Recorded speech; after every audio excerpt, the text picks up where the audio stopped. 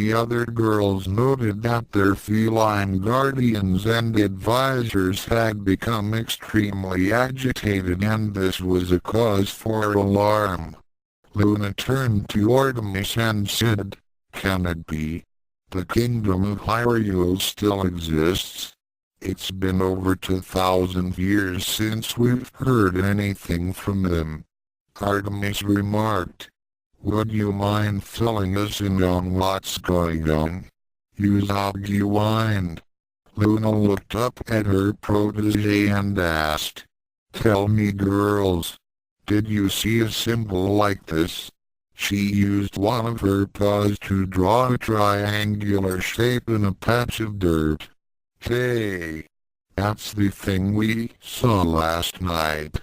Makoto reached over and made a small change to the sketch.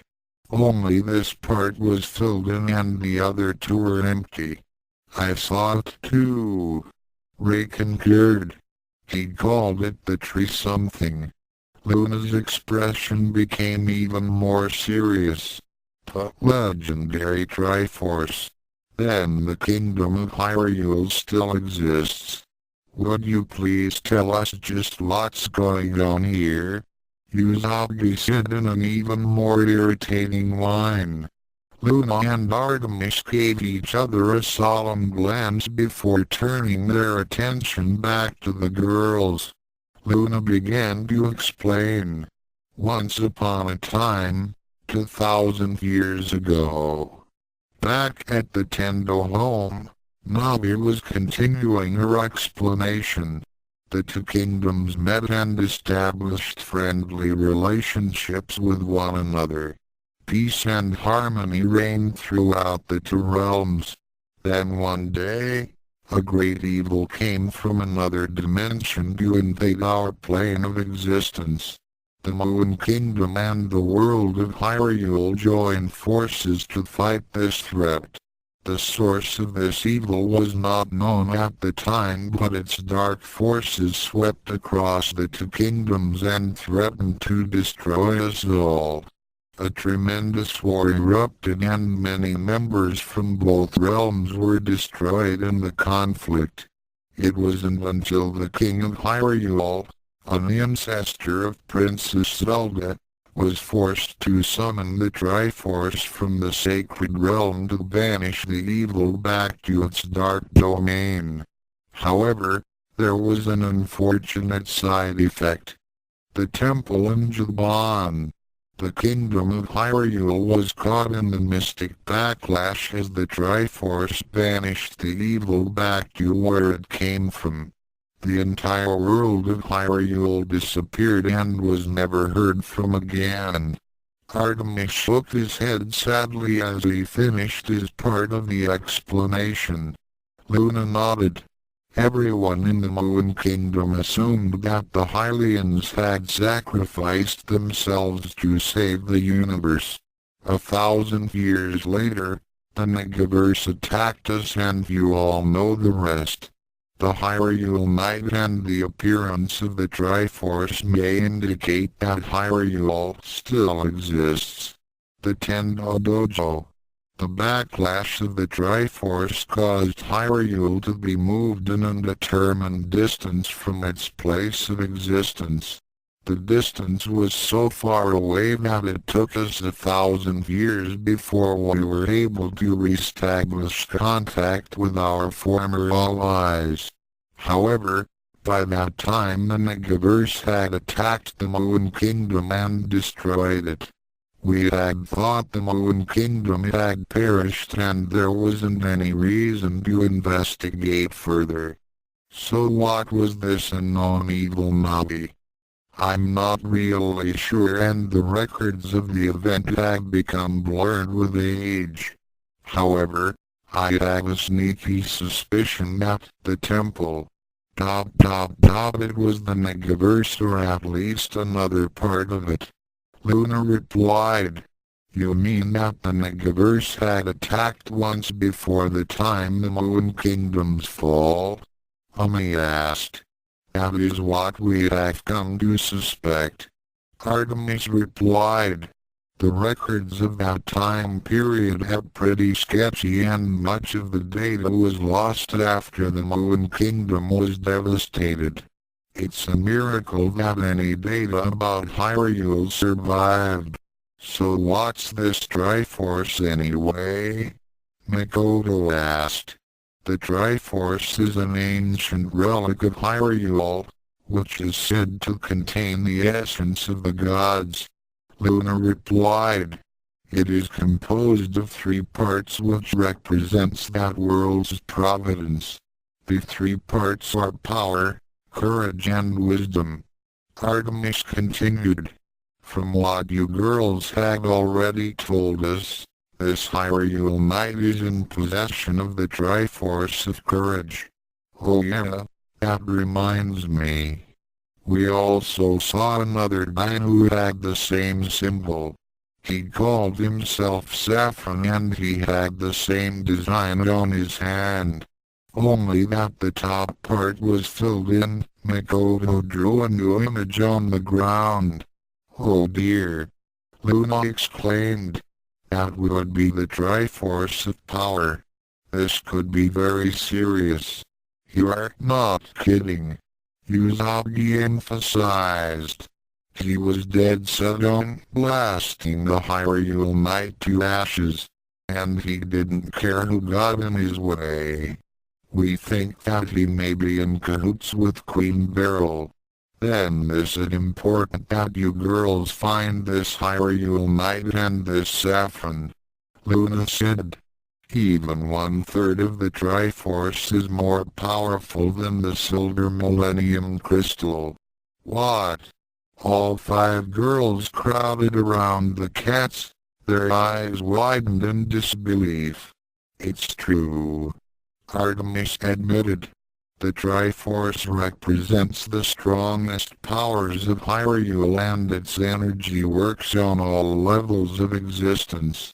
The Hylians didn't want to use it during the war, but it was the only thing that they had that was strong enough to banish all the forces of the Negaverse. The 5 females backed off a bit as they recalled the Triforce of Courage that the Hyrule Knight had used to save them. If what their cat guardians were telling them was accurate, then what they saw last night was only a small fraction of the Triforce of Courage's capabilities. Well, I have to admit, that Triforce thing was impressive. Especially since it re-energized my Tiara attack. Usagi remarked. What are you talking about? Luna asked. Your Tiara doesn't have enough energy left in it to be effective. Oh, well during the battle, the Hyrule Knight used my Tiara to take out Jedi, Zoisite and Malachite at the same time. Yeah. It was really cool, but not as cool as that sword attack of his. Rini added. That's impossible.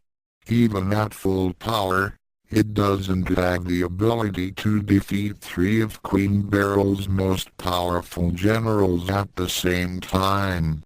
Let me see it. Transform to Sailor Moon and show us your Tiara attack. She then turned to Amy. And I want you to use your computer to analyze the Tiara. Okay. Usagi held up her compact and triggered her transformation. Moon Crystal Power. Make up. Amy held out her mini-computer. Serena was transformed into Sailor Moon. She then prepared to throw her Tiara. Grasping the headpiece by the center jewel, she went through the motions and threw it, shouting out the same phrase she heard Ranma use. Moon Tiara Boomerang. The tiara glowed with a pure white light as it reshaped itself into Ranma's Hylian boomerang. It made a graceful arc as it soared through the air. Amy had just activated the scanning devices in her computer when it suddenly gave off warning lights and sounds. The outer casing of the instrument began to emit small wisps of smoke as the poor device experienced an imminent overload. The blue-haired girl was forced to shut down the computer before it exploded in her face. Whoa! Hold it! Stop! The other girls and the cats looked up and saw Sailor Moon frantically racing away from her returning weapon. The boomerang was coming back way too fast for her to catch it. It was also radiating so much power that she wasn't all that sure that catching it was a good idea. Luckily, her reputation as a klutz saved her as she tripped over a crack in the pavement. The boomerang zoomed over her and struck a derelict building at the bottom of the hill the temple stood on. There was a huge detonation and the 5-story structure was leveled. Large sweat drops formed on the backs of the heads of other Sailor Scouts and their cats. I think Usagi should refrain from using that tiara until she gets the hang of it again, Luna said. The others nodded. At the Tendo Dojo.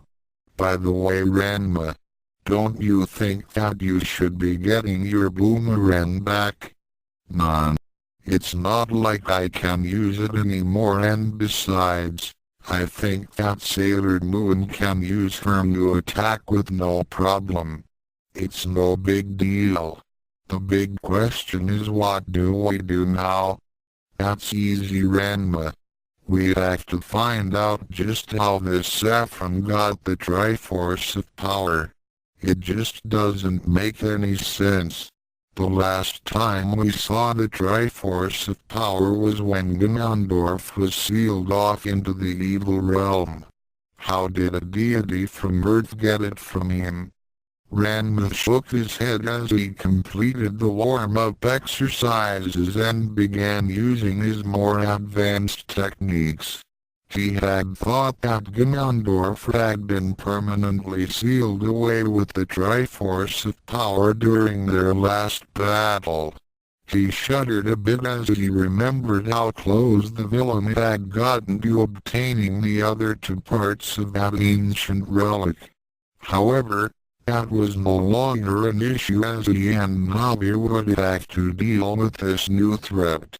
But, with absolutely no clues to Saffron's whereabouts, he could do nothing but wait. The only thing that Ranma could count on was that Saffron would attack him again. As it had happened with Ganondorf, any that wished to possess the full might of the Triforce needed to obtain the other 2 pieces. Since Ranma had the Triforce of Courage, he was a logical target. Not a very encouraging thought. At Ray's temple, the girls were still discussing how to go about finding the Hyrule Knight when Sailor Pluto appeared before them.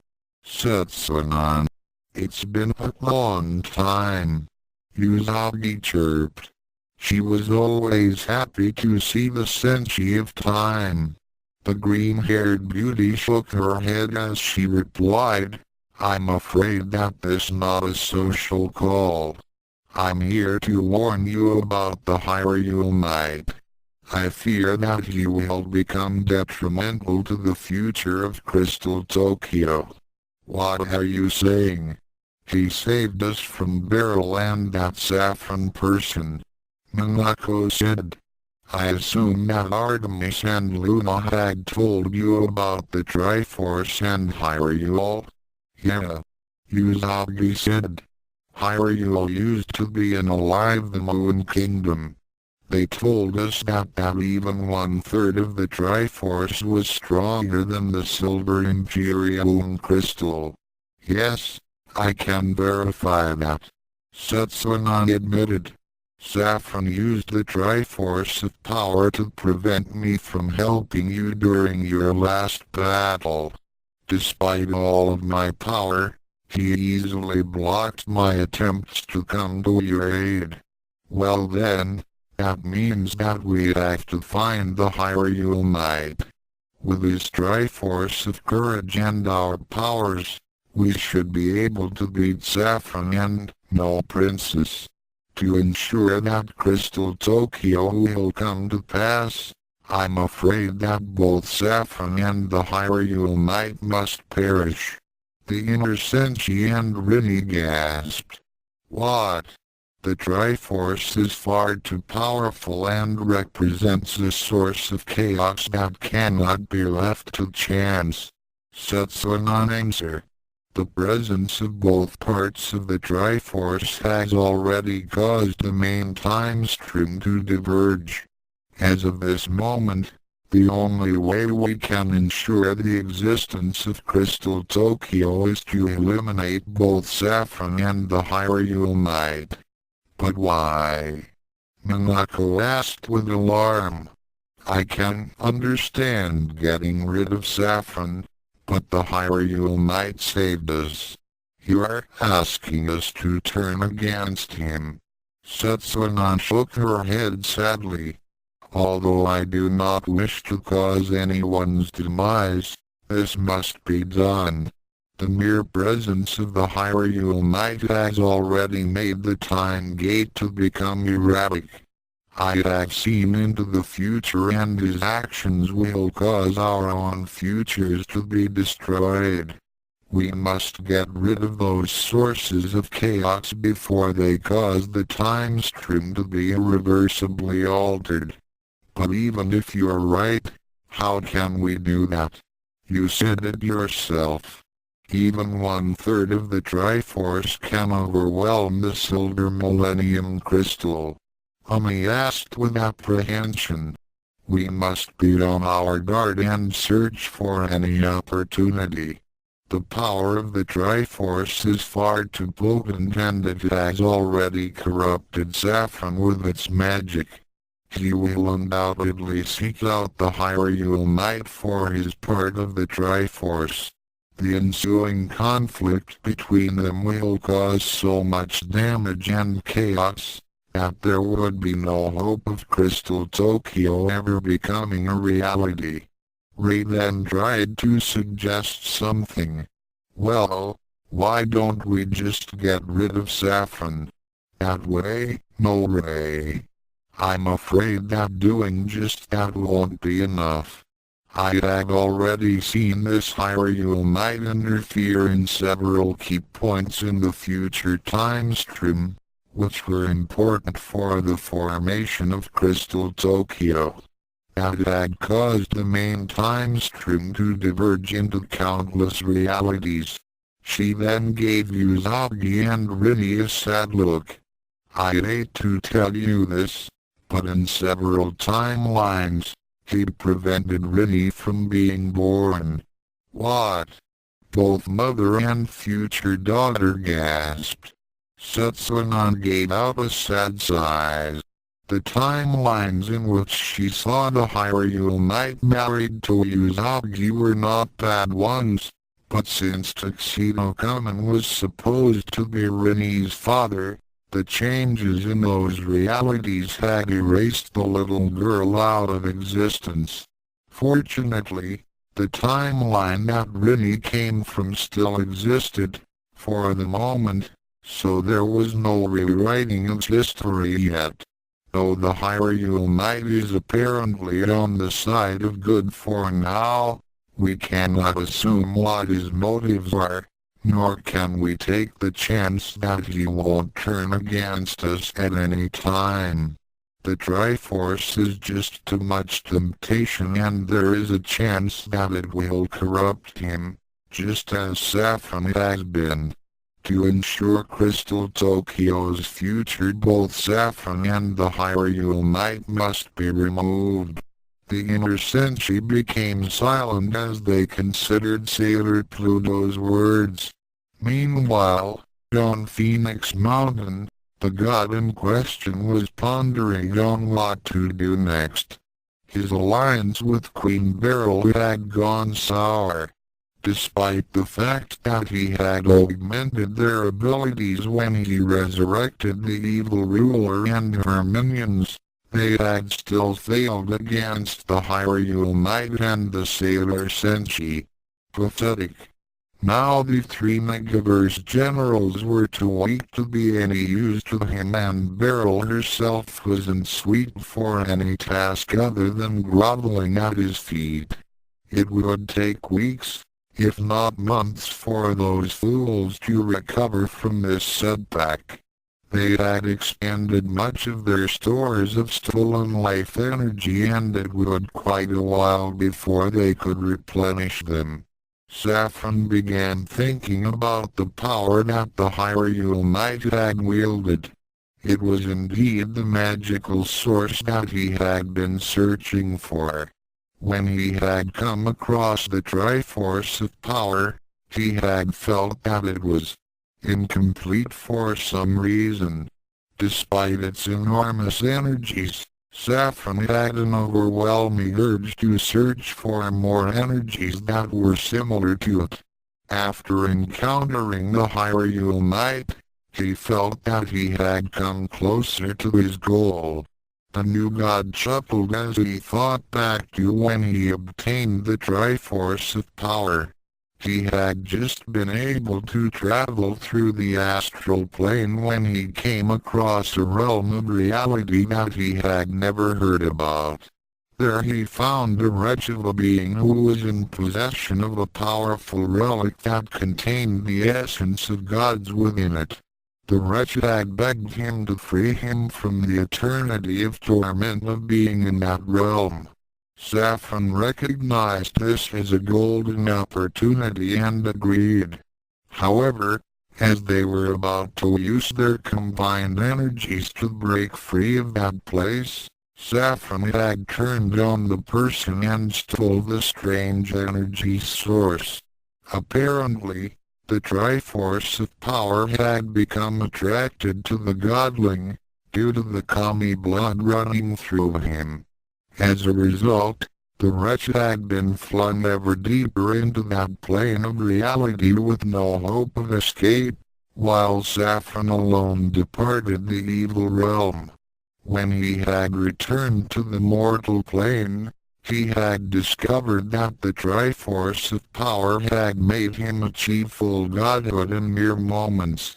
Saffron had become ecstatic and had used his newfound power to establish his dominance over the lands around Phoenix Mountain. The Musk dynasty was the first to resist and the first to fall. The Jotsuzoku would have been next on his hit list if the Hyrule Knight hadn't shown up. Now, with the second piece of the Triforce within reach, he saw no need to obliterate the Amazons, at least not yet. But how would he go about doing it? He could just simply come in person and destroy Japan to draw out his prey. But that idea didn't have much merit. He didn't know just how powerful that other piece of the Triforce was, and if it were the equal of his part, then that would make things more complicated. It could well be that the Hyrule Knight had the power to destroy him, despite his rapid ascension to godhood. Furthermore, there were also other large sources of power in Japan that would react to such an attack. He didn't want those meddling sailor scouts to get involved or attract other super beings. No, Saffron needed to test the Hyrule Knight further before he could take decisive action. The allies he had in the Negaverse would be out of action for the time being. Saffron needed a new pulpit. On a whim, he decided to extend himself into the astral plane and spirit realms, hoping to find someone to use in his quest to secure the second piece of the Triforce. After all, it was during this kind of excursion that he came across the Triforce of Power. Projecting his astral self into those mist-enshrouded planes of reality had been difficult for him in the past, But that was before he had obtained the Triforce of Power. With that ancient Hyrule relic in his possession, journeying into the spirit realms was child's play. With but a simple thought, Saffron's consciousness went into the otherworldly planes of existence. For what seemed like an eternity, Saffron covered vast distances in heartbeats as he looked around for anything full. When he came across a certain area of darkness, he became intrigued as to what was emanating from it. Moving closer to where it was, he then began hearing a faint whisper that sounded like it was in unimaginable pain. Help me. Saffron could barely hear the voice as he answered it. Who are you? Was Tokima. Tokima? Saffron pondered this name for a few moments before remembering the name from one of the ancient texts. Oh yes, now I remember. The so-called Lord of all Yuma. As I recall, you and your followers caused quite a bit of chaos a few centuries ago.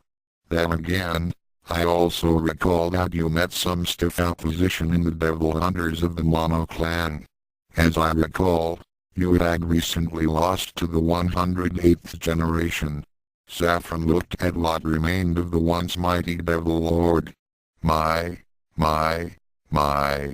Those Devil Hunters certainly worked you over. Why, you hardly have a billionth of your former power. It was then that Saffron got an idea. Say, Tokima, would you be interested in a little deal? What kind of deal? Tokima may have been a disembodied essence of a demon, but he wasn't stupid. Saffron shrugged and smiled as he said, "Oh, something along the lines of restoring you and sending you back to the mortal plane." What? You heard me, Tokima. I have the ability to restore you to full power and even bring you back to the mortal plane. Why would you do such a thing? Well, Saffron's smirk became even wider. According to the ancient texts, you were quite formidable, and if it weren't for the Devil Hunters, you would have succeeded in your world takeover. I can make it possible for you to exist again and even undo all the damage that the Devil Hunters had done to your physical body. It would be as if you had never sustained those 108 wounds. Tokima wasn't fooled. It was too good to be true. There had to be a catch. Besides, there were other things to consider. Even if it were possible, why would you do this? You must want something from me, don't you? But of course, you see, the allies that I had are at the moment, shall we say, indisposed. I happen to be looking for a certain item, and I wish for you to obtain it. At the very least, this can give you a chance to get your revenge on those Devil Hunters, right? Tokima had to agree with that. A moment never passed that he did not think about those accursed women of the Mono Clan. He had thought he had achieved total victory when he had broken the seal that had restrained him and killed the 108th generation Devil Hunter. However, that victory was short-lived as Yoko and her ancestors suddenly appeared and redelivered the 107 wounds that he had sustained throughout the centuries. Yoko caused the 108th wound and Tokima was unable to maintain his physical form. In an act of desperation, he tried to send his essence back in time to his past self, hoping to inhabit his body at the time of the first generation of Devil Hunter. Unfortunately, the time stream had proven too erratic and he was instead flung to this plane of existence. After who knows how long, His essence had begun to lose its cohesion like an old piece of fabric that was starting to unravel. This had caused him unimaginable pain and suffering. Now this upstart god was offering him another chance at life. But lot of the devil hunters, Tokima was still a bit skeptical at this whole thing. Surely they would be alerted to my presence. Indeed. Saffron agreed. However, I have the power to not only resurrect you, but also boost your abilities far beyond 100 devil hunters combined. All you have to do is get the item that I need. After that, you may do as you please. Oh really? Tokima smiled as he thought about it. If the item were so important to this god that he had to resurrect a dangerous demon, then it would certainly be of value to Tokima. In fact, if he was right in his suspicions, this item may well be the key to ultimate power. Before I give you my answer, may I ask what is your name? I am Saffron, Lord of Phoenix Mountain. Well now Saffron, you have yourself a deal. At the Tendo residence, Ranma was in the guest room, going through the various items that he had gotten from Hyrule. One by one, he would summon up the weapons and equipment, inspecting them and discussing with Navi about any new enchantments and changes done to them. Navi, what did you do to my ocarina? Ranma had just called forth his magical instrument and found instead that a harmonica had appeared in his hand. The pixie smiled a bit as she replied, "Well, I have a feeling that you'll be using the ocarina in battle sometime soon, so I thought to disguise it when you're not the Hyrule Knight. We don't want anyone to be suspicious that Link Kintaro has the same instrument as the Hyrule Knight. But what about the Tenbos and Yukio? They saw me use the ocarina against the Gambling King. Don't worry Ranma. Last night, I went to each of them and cast a spell that altered their memories. What they remember was you playing a harmonica, not an ocarina." "Oh, I see. Well anyway, I have to get ready to go to school." In another district, the 108th Devil Hunter was walking with her best friend Chikako Agawa. "Hey guy, did you see last night's news report? If you're referring to that new superhero, the Hyrule Knight, then yeah, I saw it. He is so cute. I'm in love." Little hearts appeared around Yoko's head as she went off into one of her lovesick fantasies. "Oh boy. Here we go again." Kai sighed. "Hey Yoko, I thought you had the hots for Mr. Sagura, the art teacher." "Who?"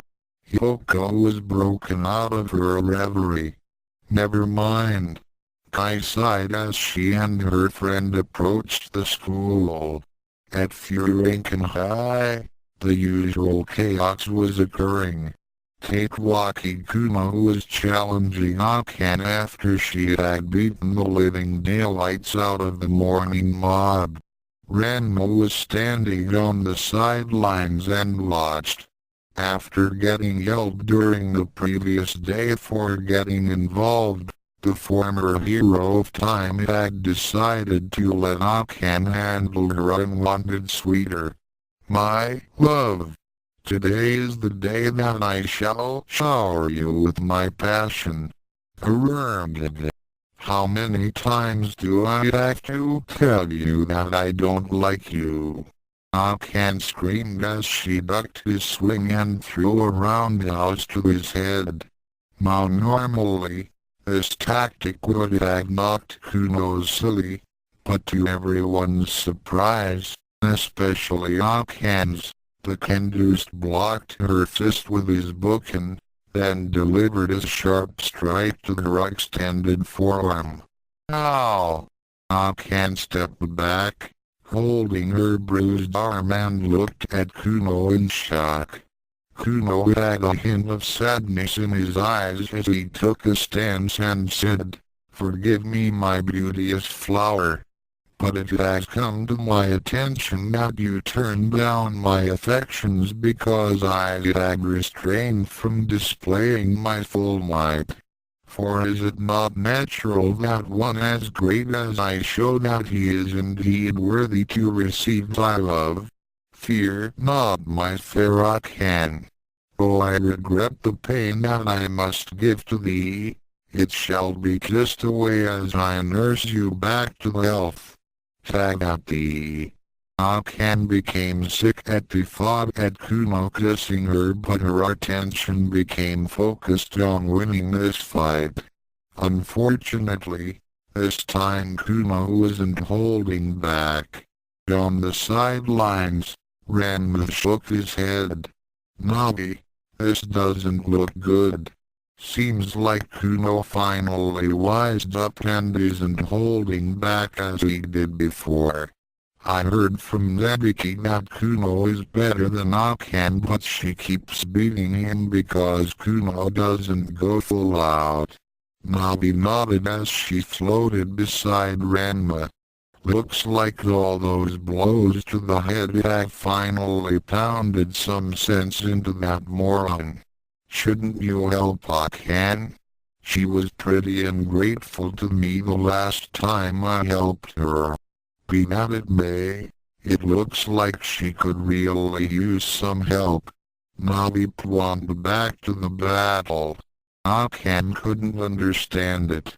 Kuno was never this good against her. All of her previous tactics against him were rendered useless as he forced her back with his relentless barrage of thrusts and slashes. Akan's arms and side were hit with solid hits as she winced each time the bouquin made contact. Finally, her pathetic defense was broken through as Kuno tripped her up with a swing at her legs. Akan fell down and Kuno raised to deliver the final blow. The crowds let off a collective gasp as they witnessed the unthinkable. On the third floor, Navi was in a state of panic. If Kuno won, then she would have to pay off all those wagers. On the sidelines, Ranma shook his head. "Dog, the heck with it. And now, I claim the prize which has eluded me for so long." Kuno's bouquin came down as Akan winced and held up her arms to block. She closed her eyes and waited for the end. It never came. After a long silence, she opened her eyes and saw that the wooden sword had been stopped in mid-strike by a finger. "Don't you think that she's had enough?" Ranma said calmly, still holding back Kuno's weapon with his index finger. "Link Kintaro, how dare you interfere with my courtship of the lovely Akan?" Kuno was more than enraged. He was so close in achieving his goal that he could taste Akan's lips. "Courtship? Is that what you call this?" Ranma was very annoyed with this person. He reminded him of Ingo, the arrogant stagland that had stolen Talon's ranch on Hyrule during Ganondorf's takeover. Looks more like a bully who can't take no for an answer. Vile girl. Kuno whipped back his bouquin and tried to slash at Ranma's head. Ranma, however, grabbed the end of the wooden blade, then used it as a lever to catapult Kuno toward a tree. The Kanduse's head slammed into the tree trunk with a loud thud before he painfully slid down. He wasn't done yet as he angrily got up and charged at Ranma. "Fiend! Taste the righteous blade of the blue thunder." Ranma sighed as he pulled back his hands and began focusing his eye. Akan's eyes widened as she saw a small yellow glow in Ranma's cupped hands. What is that? Just as Kuno came within 10 feet of them, Ranma threw out his hands and released his kai. Mokodakabisha. The kai blast leapt from his palms and blasted into Kuno like a speeding car. The Wanabe samurai was sent hurtling back toward the tree and this time, hit it with enough force to be knocked out. Hey Ranma, what was that? It's my kai attack, remember Navi? I learned it during the time we spent in China. Oh yes, now I remember. It's been a while since you used it. The crowds were more than astounded to see Ranma use something like that. Many of them thought that Ranma was some kind of special effects expert. Akan was especially fascinated by what Ranma had done and wondered if she could learn it. She then noted that Ranma was offering her his hand. I'll take you to the nurse's office where she can see to those bruises and cuts. I don't need your help. Akan tried to swat away his hand. Sure you don't. Just like you didn't need it with Kuno. The youngest Tendo daughter shuddered at the thought. She had come very close to losing to Kuno. Much as she hated to admit it, to herself at least, but Link was right in saying that she needed to improve. Although she still refused to take his hand, Ranma was undaunted as he got his arm around her shoulder and pulled her up to her feet. Despite her protests, he helped her limp into the school and toward the nurse's office. The day went by as rumors began to spread among the student populace about a relationship between Akan and the new guy. Navi was selling what little information she had about Link to make up for the losses she had with the morning fight. Eventually, the day ended as Ranma headed back toward the Tendo home. Akan had more or less recovered from her bout with Kuno, but had not even uttered a single word of thanks to her rescuer. Not that Ranma was expecting any, being the hero that he was. Still, it would have been nice. As he walking along the streets, Navi began alerting him to something. What is it, Navi? Ranma tried to act casual. Ranma, there's someone following us. Who? Where? A couple of girls have been tailing us for the past 10 minutes. They're about 50 feet away and are hiding in an alley behind us. Can you take a look over there and find out what they're up to? I'll stay here and try to act normal. No problem, Ranma. I'll be right back. The little fairy flew off to determine the identity of their secret admirers as Ranma looked at the shop he was standing in front of. It was a sporting goods store. Thinking that this was good a place as any, he walked inside. Since Navi was using her invisibility spell, she was virtually undetected as she flew toward the two girls and hovered between them as they continued to peek around the corner at the shop Ranma had entered. Do you think he saw us? The first one said. Her name was Seiko and she had long, brown hair. I don't think so. The second one replied. She was Ayami and she had short, black hair. Well, what do we do? Should we go in after him? No, Navi told us to just tail him and see if we can find out where he was last night. She also wants us to get the scoop on how much money he has and learn everything we can about him. Okay? We'll wait till he gets out of there, then we'll follow him." Navi had heard enough as she took off for the store. She should have realized that Ranma's lateness in returning to the dojo and his money would arouse suspicions. She had sensed that Navi was especially suspicious of the Tenbo's tenant. In the sporting goods store, Ranma became excited at what he saw.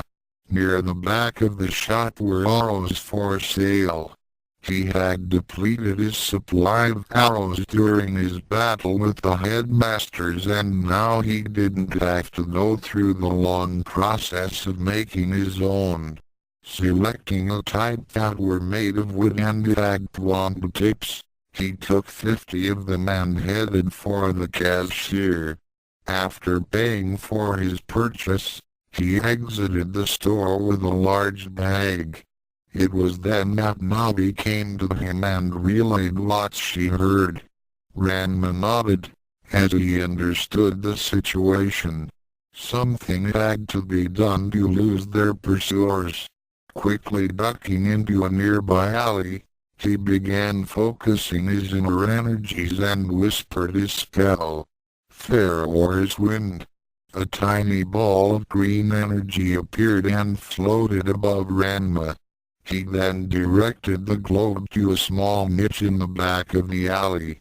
After making sure that the warp point was secure, he came out of the alley and headed off in another direction at a fast run.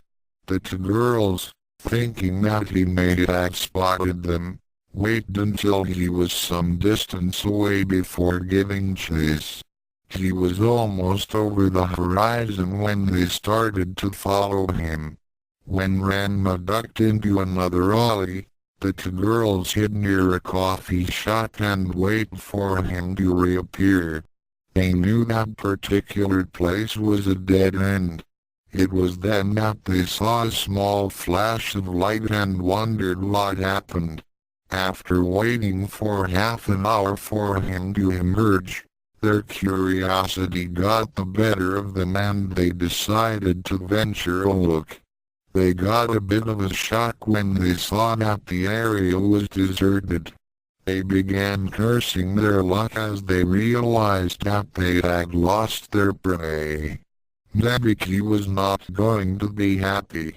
Near the sporting goods store, Ranma and Navi reappeared at the warp point and looked around for any sign of their pursuers. When they were satisfied that no one was there, they started to head away from the area. Eventually, they came to a place where there was some relative privacy. It was in an undamaged area of the same park in which Ranma had battled the forces of the Negaverse. Finding a bench that was behind a grove of trees, the off-duty Hyrule knight sat down and began removing the labels and other telltale marks on the arrows he had taught. After 15 minutes, he had completed the task, and after making sure that no one was around, he sent the entire stack into limbo to where his quiver was. "Well, that's that. We better head for home, Ranma. There doesn't seem to be anything for the Hyrule Knight tonight." "I guess so, and wait a minute." Ranma paused as he got up and sensed something approaching. Something evil. "Navi, did you just sense that?" The fairy bobbed up and down as she too felt a chill in the air. She and Ranma weren't the only ones though. 100 meters away, Yokomono, her trainee Azusa Kanzuki, her friend Kai and her grandmother Monoka were walking along the edges of the area that had been sealed off after the titanic battle last night. They had been investigating the area for any traces of the Yuma that had destroyed half the park after fighting the Hyrule Knight. HMMM. No doubt about it. There is definitely a lot of residual demonic energies here. Madoka bent down and traced her finger along a patch of scorched earth. How do you know? Azusa asked. Madoka held up a soot-stained finger and said, "You don't become an expert devil hunter without learning to see the signs."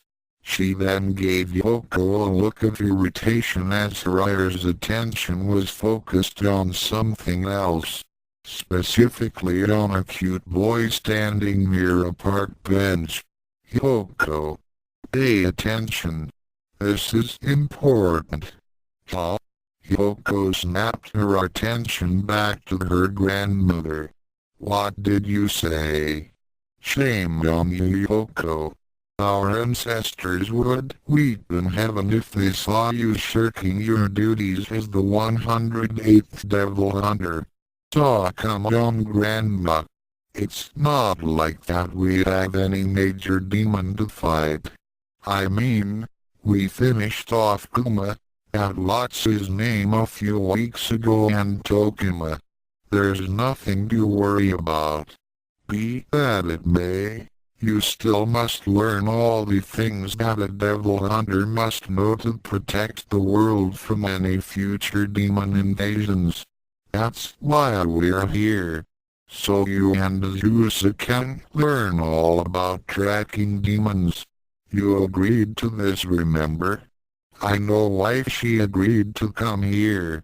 It's because she's hoping to meet up with that hunk, the Hyrule Knight." "Kai!" Madoka was very irritated in hearing this. "Yoko, devil hunting is a serious business. It is not to be used as an excuse to go satisfy your carnal lusts." The 107th Devil Hunter then softened up a bit as she remembered the news footage of last night's battle. "Although I must admit, that Hyrule Knight did one heck of a job of smashing those Yuma." "Yeah." Yoko sighed as she imagined herself in his arms. Just then, the magical ring on her finger, plus the metal glove on Azusa's left hand, began to glow. At the same time, a cold wind suddenly swept up and caused the group to shiver. "Grandma, what's happening?" "I don't know, Yoko, but I sense the approach of something."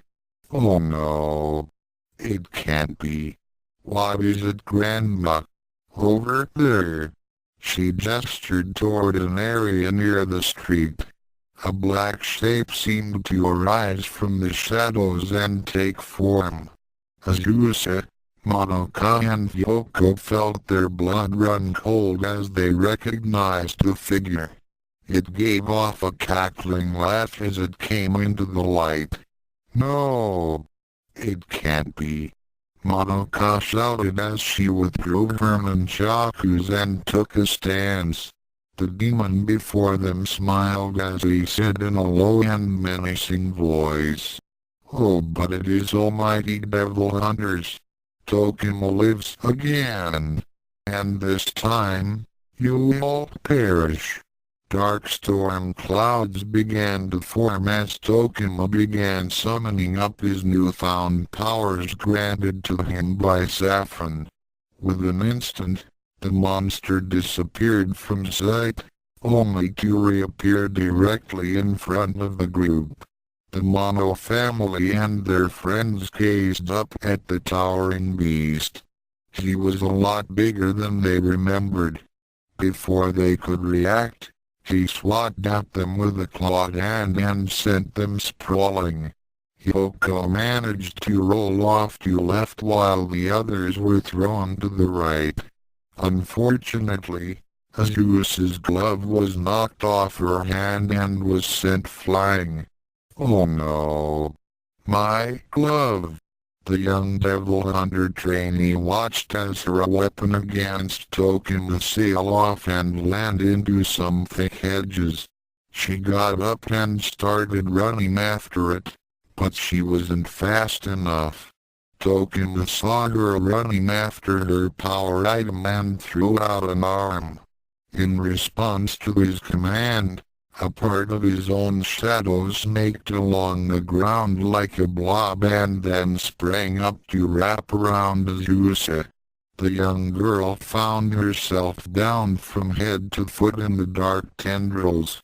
She fell on her side and despaired when she saw that she was a mere 5 feet from where her glove had landed. Azusa! Tokima turned and saw Madoka and Kai standing nearby. Madoka was all set to charge in, but before she could take a single step, Tokima sent more tendrils of darkness to ensnare her and Kai. When he knew that they were helpless against him, he turned his attention on the one who had caused him the most suffering. Yoko trembled at the sight of the demon she thought she had destroyed.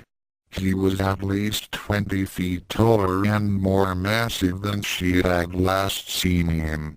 She gazed up at the monstrous form and her eyes widened as she saw that he didn't have the wounds that he had sustained in his previous battles with her ancestors. That's not possible. He doesn't have a scratch on him. If that's the case then... Tokima smiled at the young girl's fright. Yes, Devil Hunter. I have been healed of all the wounds that your cursed line had inflicted on me throughout the centuries. I now possess power that is far greater than you could ever hope to overcome. And now... it is time that I take my long-denied place as master of this world.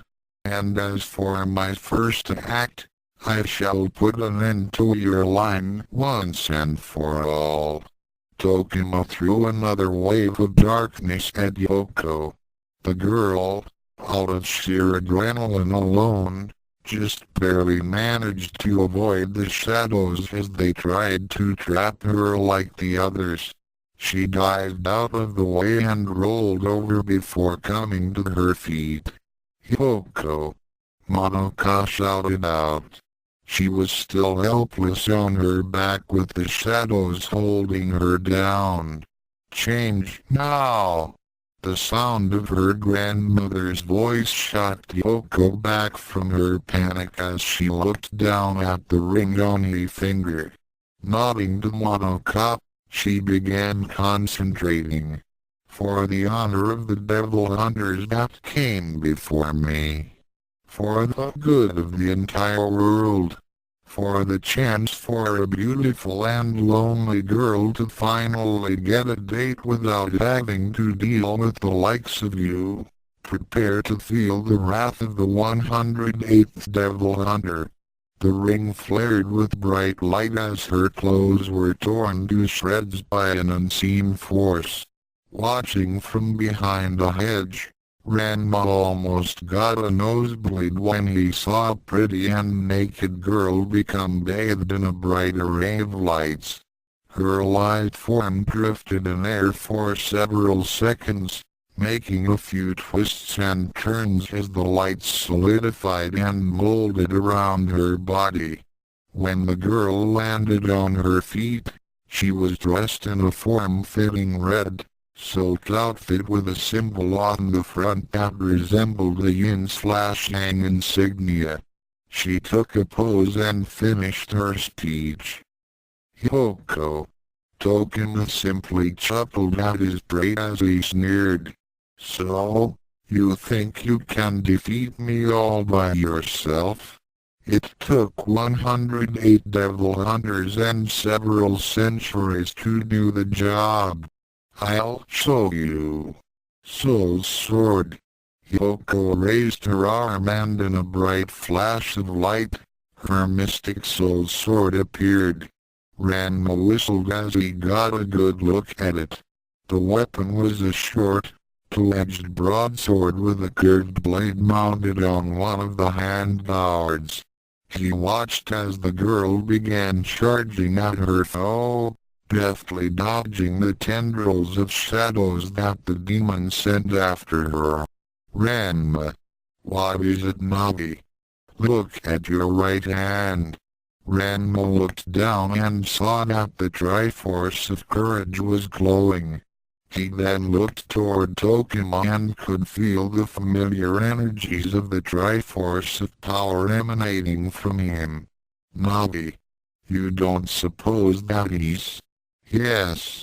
I'm sure of it. He's somehow using energies from the Triforce of Power. Saffron. Right. We might be able to get some information about him. Besides, that girl needs help. Look. Ranma looked to where Navi was pointing and nodded. Stepping back toward the shadows, he held up his hand and called out his power phrase. Triforce transformation. In an area nearby, Minako and Makoto were walking down the streets.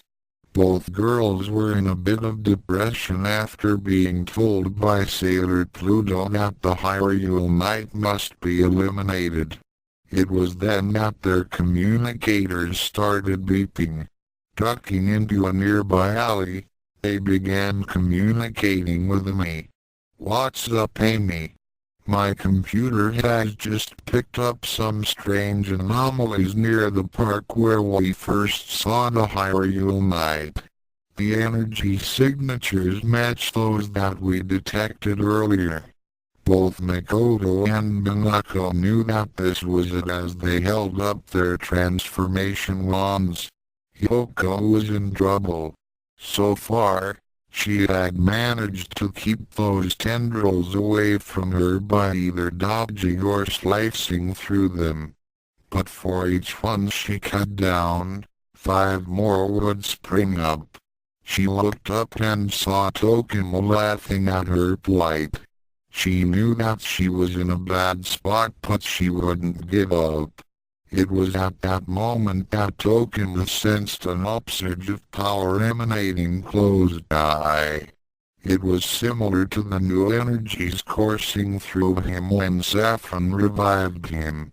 He turned his head toward its direction, and that was when Yoko made her attack. If I'm going down, then I'm going to take him with me. With that in mind, she jumped to the side, did a backflip and then used a nearby treacherous down toward Tokima. With her soul sword pointed out before her, she dove in to thrust her weapon straight through the heart. The blade made a satisfactory squelching noise as it plunged into Tokima's chest. There was a moment of silence as Yoko just hung there on the demon's chest, still clutching her sword. Then she heard an evil laugh. Taking a glance up, she felt all the blood leave her face as she looked into the red eyes of Tokima. He was smiling and showing off a gruesome set of teeth. Before she could react, the monster grabbed her with a huge taloned hand and began to slowly squeeze the life out of her body.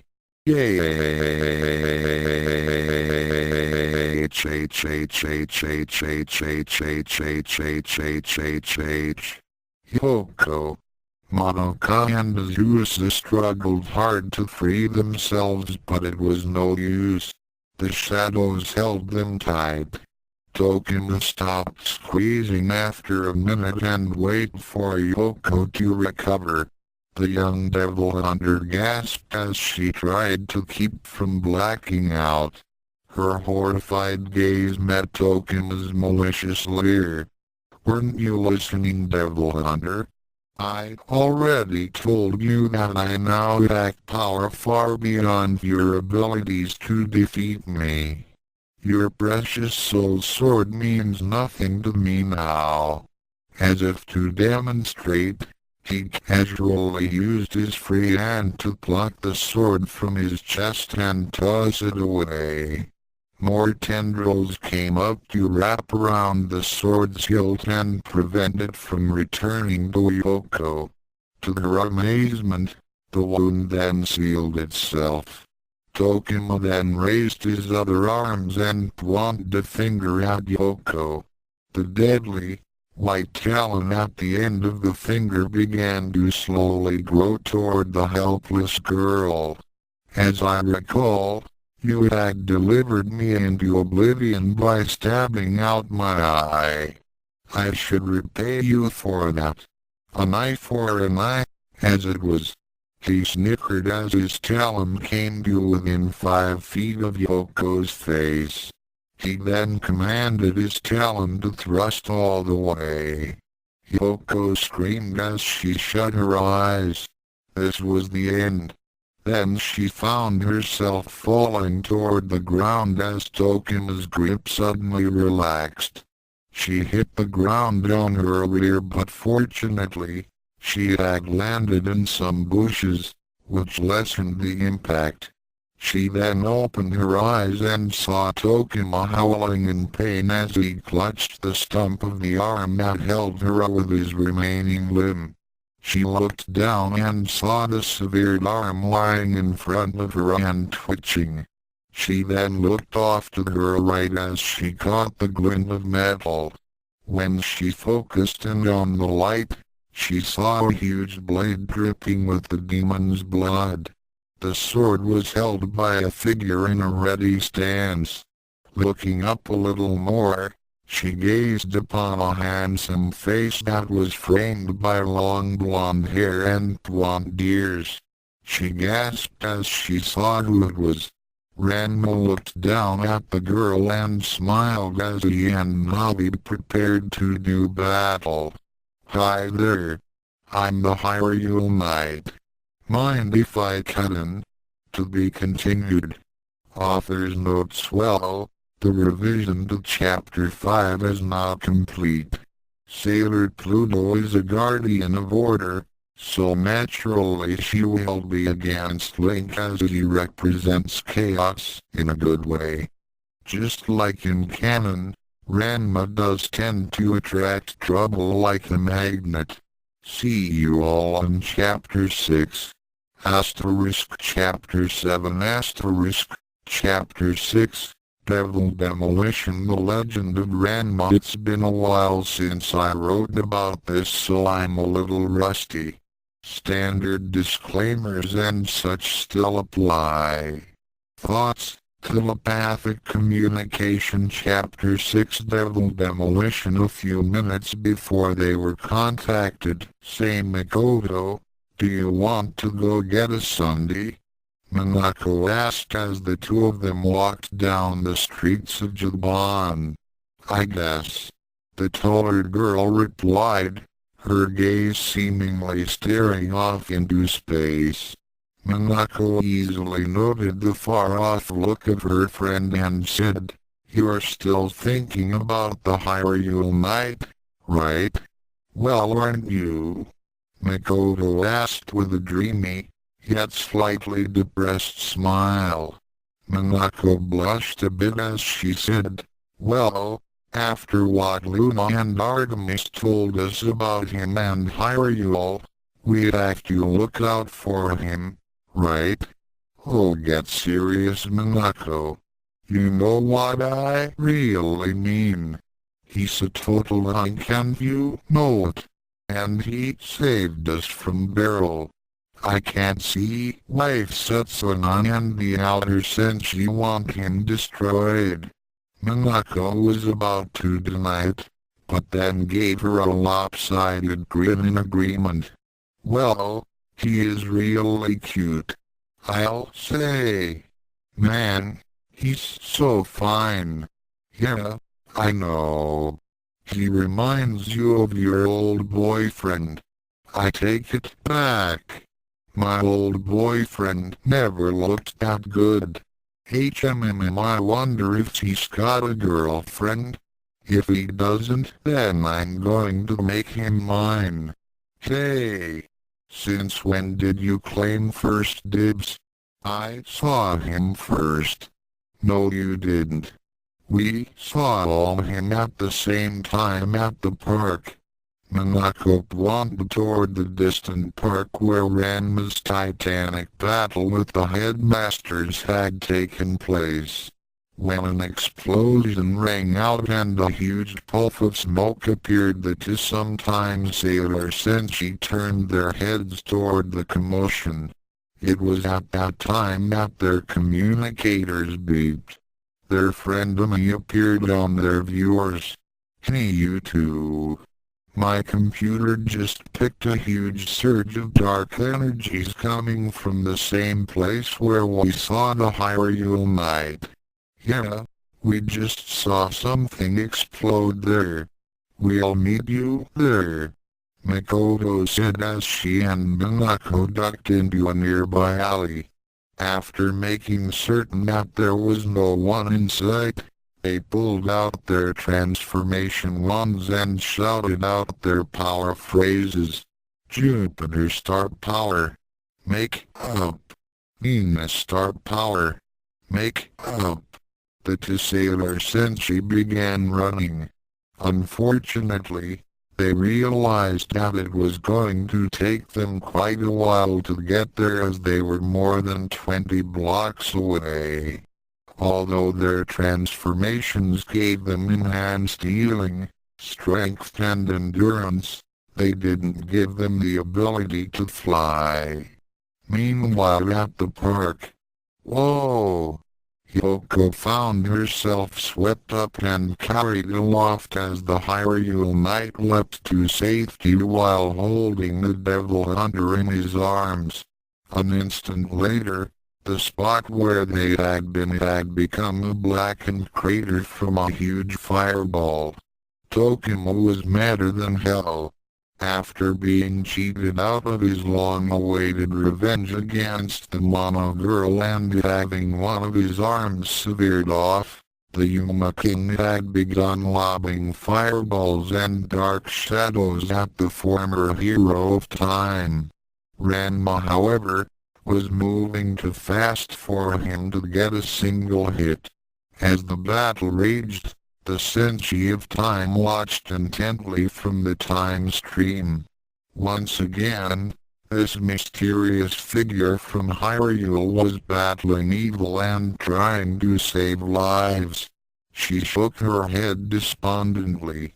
Though she did not have anything against the Hylian's actions, the longer he remained on this world, the more diverse and chaotic the time stream became. Already another facet of time had changed with the return of Tokima. Though she had no idea how the Yuma King had been resurrected, it was obvious that his return was connected to the Hyrule Knight. She sensed the same energies of the Triforce being emitted from Tokima and knew that things were only going to get more out of control. She then decided that enough was enough and it was time to end things. With the Hyrule Knight busy at the moment, Sailor Pluto saw this as an opportunity to remove one of the most chaotic elements to her plans for Crystal Tokyo. She prepared to intervene and was suddenly stopped again by a strange energy field. What? Sailor Pluto found herself unable to transport and then glimpsed the astral form of Saffron as he wagged a finger at her. No. You were not invited to this little party and I abhor party crashers. Just sit back and watch the fun. Setsunan gritted her teeth as she was forced into the role of an unwilling spectator.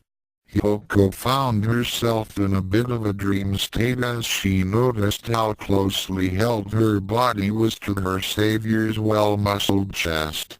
Her body temperature had gone up several notches from being in close physical contact with him. She was very aware at the strong arms that held her, and when she looked up at his face, she became entranced at the liquid aquamarine eyes and how his blonde ears made his angular face even more exotic looking. Wow! He's even dreamier looking in person. I'm most definitely, absolutely, totally without a doubt, in love. Yoko was abruptly brought back to reality as she heard someone speaking to her. "Excuse me, miss. Are you all right?" Yoko startled a bit before focusing on her rescuer. I'm okay. Thank you. Good, because I'm afraid that I'm going to have to put you down. Before she had a chance to reply, Ranma made a double somersault to dodge a mass of shadows, then set her down on the grass before leaping back toward Tokima. As he charged at the monster, he unsheathed the bigger sword and used it to deflect the fireballs and slice through the living shadows. On the sidelines, Kai, Asuza and Monokamano could only watch the scene before them, as they were still trapped in cocoons of living shadows. "Wow! Look at that!"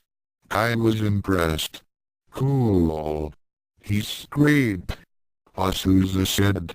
Monoka said nothing as she watched the newcomer skillfully evaded each of Tokima's attacks. "I have to admit it. He's good. It looks like he's had a lot of experience with fighting Yuma. My granddaughter could learn a few things from this guy." Monoka's eyes widened as she saw the stump of Tokima's arm begin to regenerate itself. In less than a minute, a new limb had replaced the one that Ranma had cut off and was now assisting in trying to blow the Hyrule Knight away. Tokima was getting furious at his inability to destroy the newcomer. Every time he tried to blast him, Ranma would either leap high to evade the attack or use that sword to deflect the energies that was thrown at him. It was also so infuriating that the little fairy that floated beside the Hyrule Knight was also aiding him by using its magic to disperse any dark energy that came close to him. "Curse you! Stand still!" Tokima roared as he let loose with another barrage of shadows. "Don't wanna!" Ranma retorted as he evaded him yet again. Tokima then noticed that his opponent was near his old, severed limb and got an idea. Using his dark powers, he began directing his next few attacks and to get Ranma closer to his disconnected limb as he dodged. Meanwhile, Yoko had retrieved her soul sword and was busy trying to free her friends and grandmother from their bindings. The cocoons were boosted by Triforce energy and the Mono Girl found it impossible to cut them free. "Never mind about us, Yoko," Monoka said. "You have to go help the Hyrule Knight and defeat Tokima." "But Grandma, what can I do? The soul sword won't work against him anymore." "No, I still think that it can hurt him. Remember that you did manage to cut him." Yoko remembered back to when she had plunged her weapon into Tokima's chest. She had managed to damage him, but the attack had been ineffectual as the devil merely laughed it off and removed the sword. The wound he sustained had instantly healed up. "Remember, Yoko, the soul sword was created to battle Yuma. You can hurt him, but something seems to boosting Tokima's power, allowing him to recover from your attacks. The Hyrule Knight can hurt him, but Tokima is still too powerful for him to handle. Look! Yoko looked back and saw that Ranma had been forced back by Tokima's onslaught. Being resurrected by Saffron and the Triforce of Power, the monster was able to sustain the wound he had gained when the Hylian had severed his arm, and was now increasing his offensive. Believe me, Yoko, between the two of you, you'll be able to beat Tokima. Ranma knew that things weren't looking good. He had been hacking and slashing away at his demonic opponent, while dodging the shadows, fireballs, lightning bolts and whatever else he was assaulted with. Unfortunately, whatever cuts he made on Tokima were healed up automatically. They didn't heal quite as fast, taking several seconds to seal up, but they healed nonetheless. Now he was being herded back towards somewhere and he didn't like the feel of it. I have you now! Tokima shouted in triumph as he raised his good arm at Ranma and gestured with a finger. Look out, Hyrule Knight! Navi screamed. Huh? What? Arrgh!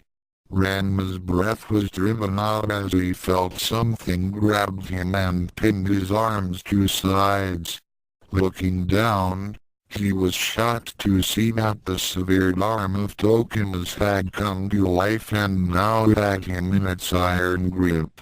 Looking back up at Tokima, he frowned as the Yuma went into a fit of laughter. Off to one side, he saw Yoko charging at the monster and delivers a viscous slash to Tokima's flank. Tokima laughed as he casually ignored the cut and backhanded the irritating girl away. The wound healed up instantly and he chortled with glee. Have you learned nothing, foolish devil hunter? The soul sword may be able to pierce my flesh, but thanks to the new power I've gained, I can repair any damage that it can inflict.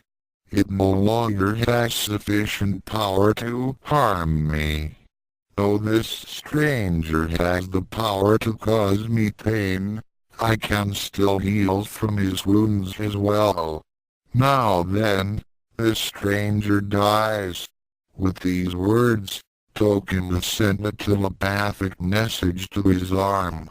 Ranma's vision began to swim as the hand that held him started squeezing. With his arms pinned, he didn't have much leverage and the Triforce of Power was making the demon hand impossibly strong. Navi tried to get it to open with her magic but the hand proved to be too much for her. As the Hyrule Knight began to black out, the little pixie raced toward the monster and screamed, "Let him go!" Tokima laughed scornfully and commanded his hand to grip even harder, causing Ranma to scream out in pain. Hey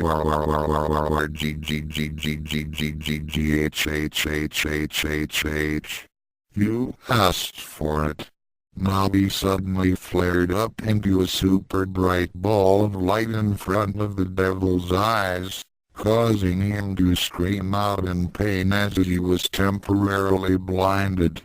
This also caused him to momentarily lose his concentration on the arm that was holding onto Ranma, causing it to relax. The Hyrule Knight took advantage of this opportunity and burst free from the hand. He then called forth his fairy bow and launched an arrow, infusing it with a red light. He then let it fly. Fire arrow! The projectile struck the still twitching limb and caused it to explode into flames. Amazingly, as soon as it caught on fire, Tokima let off another scream as his new right arm also burst into flames. Apparently, his psychic link with his limb also made him feel whatever pain it was feeling. On the side, Yoko was just shaking her head to clear it when she heard Tokima scream. When she saw her enemy clutching at his flaming arm, she took this opportunity to charge at him and deliver a downward stroke at the limb. The devil howled some more in pain as a deep red gash appeared. Yoko stepped back and waited. To her surprise and everyone else, when the flames died down, the wound did not seal itself up this time. So that's it. Ranma realized Tokima's weakness as he rushed to Yoko's side. The Triforce of Power may heal any wounds from the Soul Sword or my attacks, but not from both. We have to hit him together. He turned to Yoko and said, "Listen up. We have to hit him together in each attack." Yoko nodded as she took a ready stance. Navi also hovered between them. Tokima looked down at his opponents with rage. "You'll pay for that." He reared back and threw his arms forward, delivering a massive blast of dark energy. "Get back!" Ranma shouted as stepped forward and called forth the mirror shield. An instant before he was hit by the blast, the shield appeared and deflected the attack back into Tokima's face, which sent him reeling. Ranma instantly called out his bow while simultaneously making his shield vanish. He then launched 5 arrows and infused them with a gold light. Light arrow barrage. The 5 projectiles, each infused with the light arrow spell, struck Tokima on various parts of his chest, temporarily causing him to be paralyzed. Ranma and Yoko then rushed forward and slashed away with their swords. Every time Yoko would make a cut, Ranma would also slice in the same place. The double cuts caused by both Soul Sword and Bigger's sword made open wounds that did not heal. Ranma used the Triforce of Courage to boost the power of his own weapon. The two managed to make 9 wounds before Tokima shook off the effects of the light arrows. He tried to slam his fists against his smaller opponents, but Ranma grabbed Yoko by the waist and leapt high and backward while summoning his hover boots.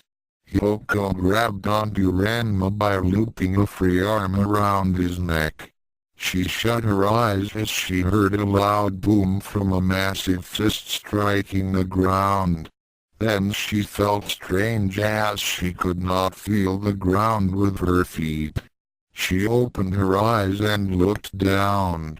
They were hovering more than 100 feet off the ground. "Wow! That is like totally bitching," Yoko piped. Ranma smiled as he watched Navi streak down toward Tokima, then circled his head. As she flew around, she left a trail of sparkled dust in front of the devil's eyes. This distracted him long enough for Ranma to shift Yoko around so she would be on his back, then disengage his hover boots. "Hang on, Cubby. It's hammer time." With that he called forth the Megadon hammer. Yoko blushed a bit at the Cubby reference, then her eyes widened as they plummeted toward their enemy. THOM.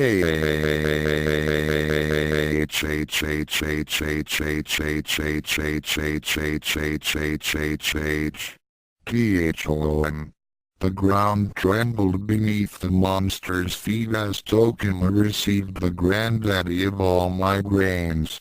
The massive Goron weapon struck him square between the eyes and laid him low. As soon as they landed, Yoko brought up her sword and slashed across the large bump that was just swelling up.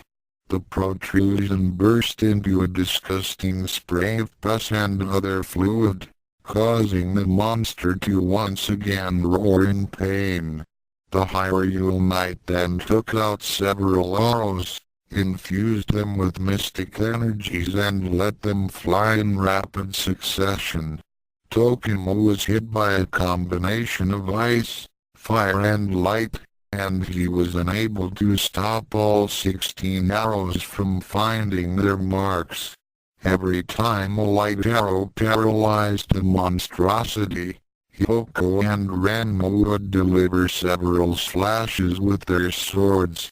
Navi would also aid them by using bright flashes of light to blind their enemy every now and then. They attacked relentlessly, causing wound after wound to appear. The Devil King writhed and thrashed in agony as they continued to cut him down.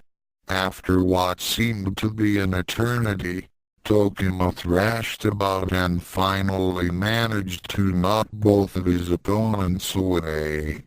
As they landed some 20 feet away, the Yuma staggered to his feet and roared in absolute rage. "For all that you've done to me, I shall pay you back 10, no, 1,000 times. Now, die!" Tokimo threw a massive ball of black-colored energy with red swirling clouds at the two, who were just getting to their feet. Ranma took one look and saw that it was far too large for the mirror shield to reflect. Anywaryu's love. The magic crystal barrier appeared an instant before the blast struck Yoko and Ranma. The two were enveloped in a huge explosion as the area around them was reduced to ash. Fortunately, Kai, Azusa and Madoka were far enough away that they were spared from being enveloped in the attack. "Wild HKO!" the three shouted as they saw them disappear in that explosion. They began fearing the worst. When the light of the explosion died down, they were more than shocked to see that the two had not only survived the attack, but also were unharmed. The area around them was scorched within a 20-foot radius from where they were. The crystal barrier that had protected them from the blast faded away into nothingness, its protective powers spent. "You alright?" Ranma asked as he looked down at Yoko, who was at the moment lying on her side. During the explosion, Ranma had also shielded her with his own body. Yoko nodded slowly with awe. She couldn't believe that they had survived. However, when Ranma tried to help her to her feet, she let off a yelp of pain as her right ankle sent a sharp sensation. "Oh W. My ankle. I think it broke when we got knocked back. Oh, not good." Ranma looked back and saw that Tokimo was roaring in rage and was slowly advancing on them. His body was littered with red lines and it looked like he was on his last legs. It was apparent that he intended to take them with him. "Oh man. After all that, he's still coming. Don't worry, Hyrule Knight," Navi said as she floated beside Ranma and Yoko. The Devil Hunter looked up in fascination at the floating ball of light with wings. "What do you mean, Navi?" Ranma asked. "My senses are telling me that Tokimo is almost defeated. All those hits on him had added up. By my count, you two got him 106 times. I'd say 2 more wounds would do the job." Yoko was wondering what Navi was talking about, And then her eyes lit up as she remembered. Wait. That's right. It took 108 generations of devil hunters to destroy Tokima the first time. Each time a devil hunter wounded him, he'd lose some of his power. Well then, all we'd have to do is cut him to more times. The Hyrule Knight smiled. I can't get up. My ankle. Yoko sobbed as she saw Tokima nearing them. I can't help. Ranma looked back and saw that Tokima was gathering power in his clawed hands. It was then that Navi used her senses to scan the soul sword and sent a silent telepathic message to the former hero of Hyrule. He smiled as Navi related her plan to him. Looking down at Yoko, he told her, "Hey, don't worry that pretty head of yours. You've done enough. I can handle it from here. I just need to borrow your soul sword for a couple of minutes." Yoko blushed at his comment on her being pretty, then became confused. What? But it won't work for you. We'll see. Ranma said simply as he firmly took up his bigger sword in one hand and the soul sword in the other. He calmly walked toward the heavily injured Tokima. The Devil King spied the soul sword in Ranma's left hand and sneered. "Ha! So you think yourself to be a devil hunter?" Ranma shrugged as he held up both swords and crossed their blades before him. "Well, so far, I'm doing okay against you, don't you think? Fool! The soul sword will only work for the members of the accursed Mono clan. In the hands of another, it becomes a useless toy against me." "Oh really?" It was then that the Triforce of Courage began glowing on the back of his hand. The Hyrule Knight was suddenly bathed in an eerie white aura. Then the bigger sword started to glow as it was infused with Triforce energy. And then it happened. "Huh?" Yoko gasped. "Whoa!" Kai exclaimed. "No way!" Azusa's eyes became as big as saucers. "Incredible!" Monoka announced. "I can't believe it. He's actually accessing the soul sword's power." It was true. The blade that had been passed down throughout 108 generations of the Mono family was now glowing with all of its mystic energies. In response to Ranma's part of the Triforce, Tokima was the most shocked of all as he recognized the power being emitted from the accursed blade. He was long since acquainted with such power, and now this stranger had the power of the devil hunters. He could also feel the other strange energy source, which was similar to what Saffron had used to resurrect him with. "Die!" Tokima screamed as he let loose with all of his remaining power in a final blast. The huge ball of concentrated dark magic was the size of a 3-story building, which rocketed toward Ranma. The Hyrule Knight knew that if he leapt aside, Yoko would be caught in the blast. Instead, he stood his ground, and just as the ball was about to impact, he made a double diagonal slash with both swords. A large, X-shaped blast of light cut off the sphere, slicing into it and causing its energies to dissipate. Tokima shouted out in denial while shaking his head. "No, it's impossible. You can't." It was then that the Hyrule Knight flared with a near-blinding white light and leapt into the air. A column of light that went from the ground to the sky surrounded him, lighting up the night. As they neared the park, Sailor Venus and Sailor Jupiter spotted the column and recognized the figure in the air.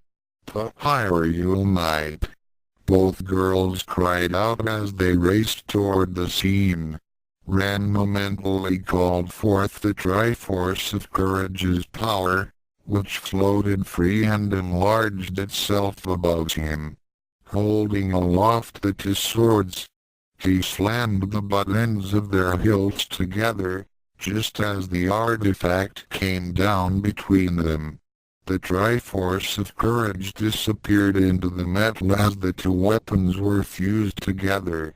The hilts became one solid piece and then lengthened to form a longer hand grip. The blade of the soul sword elongated until it was about the same length as Ranma's sword.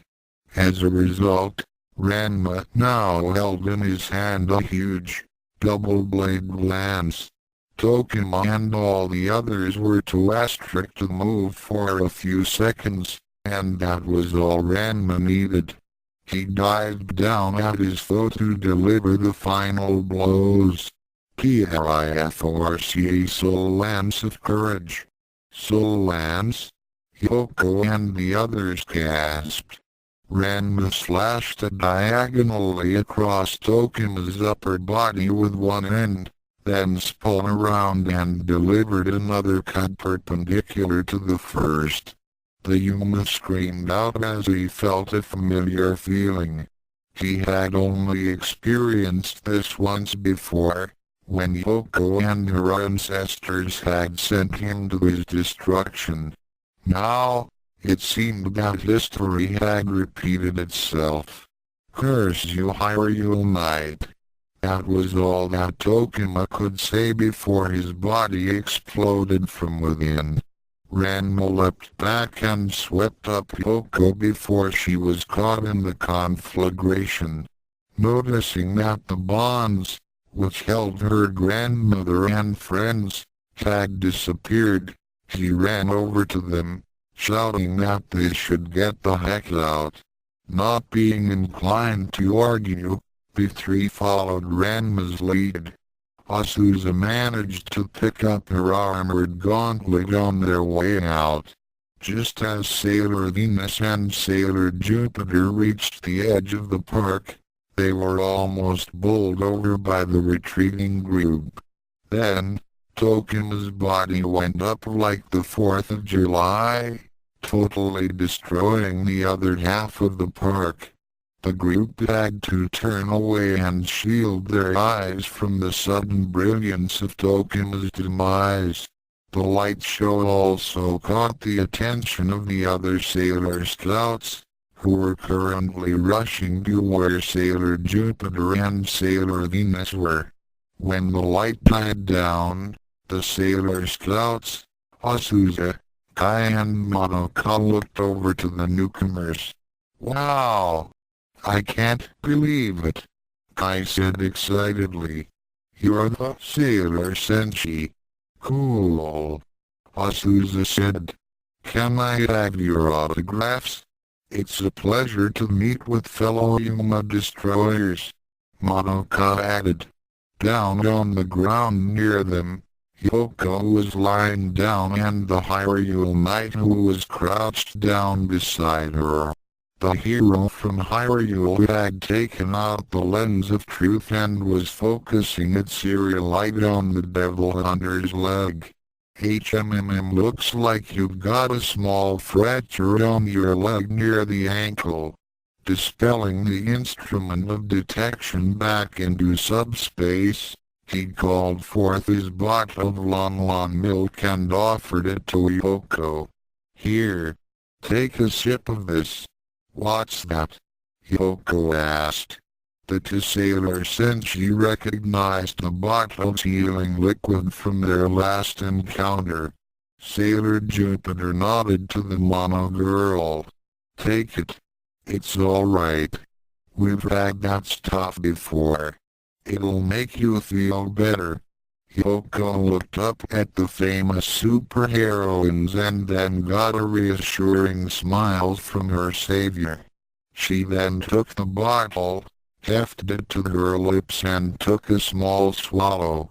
Instantly, she could feel the soreness of her ankle begin to ease and then fade away.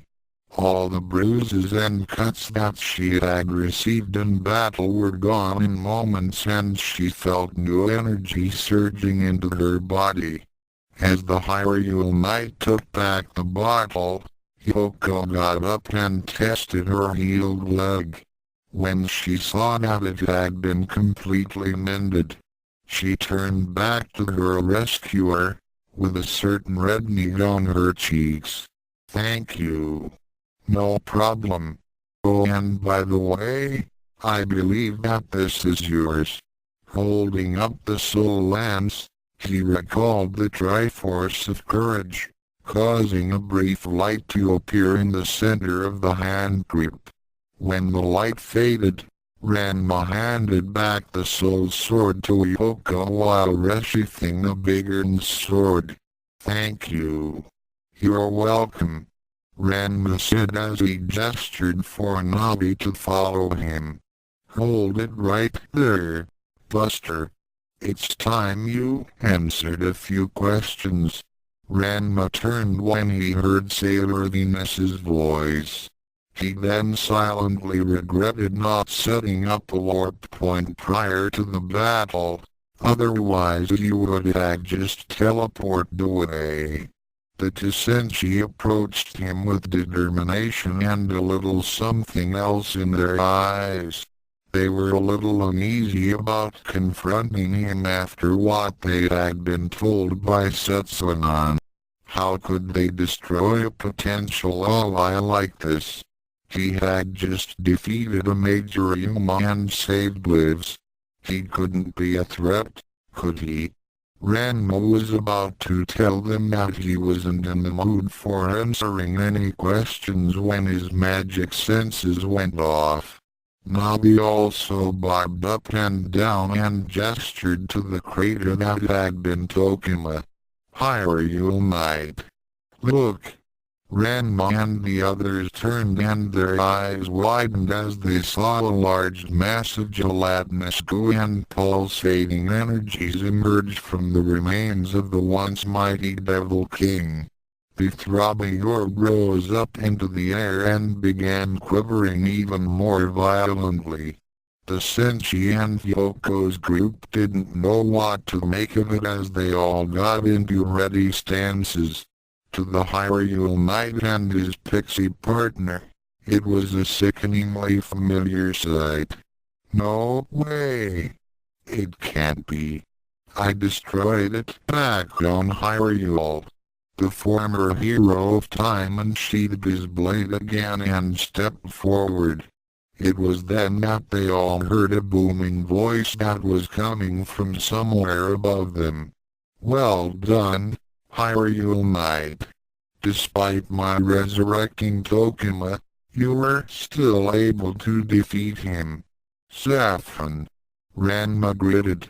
"Come out and face me." "I don't think so.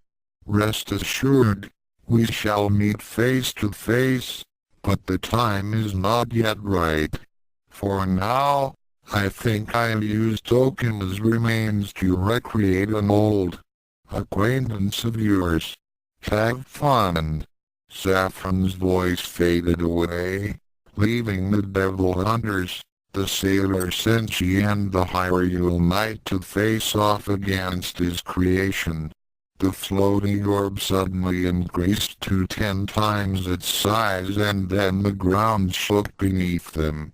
Underground water mains that had been damaged from the previous blast exploded and created several geysers. Nearby fire hydrants also exploded without warning, sending hundreds of gallons of water into the air. As a gigantic pool of water formed in the crater where Tokima had perished, the orb then dropped down and submerged itself. After a minute, The spouts died down after the mains were automatically shut down by the city's water system. However, there was more than enough H2O for the orb to reform one of Ranma's most challenging foes from Hyrule. The water began to churn and become more like jelly as the orb swished about. The entire pool became a gelatinous, pulsating mass, and then it began to rise out of the crater like gigantic canopy.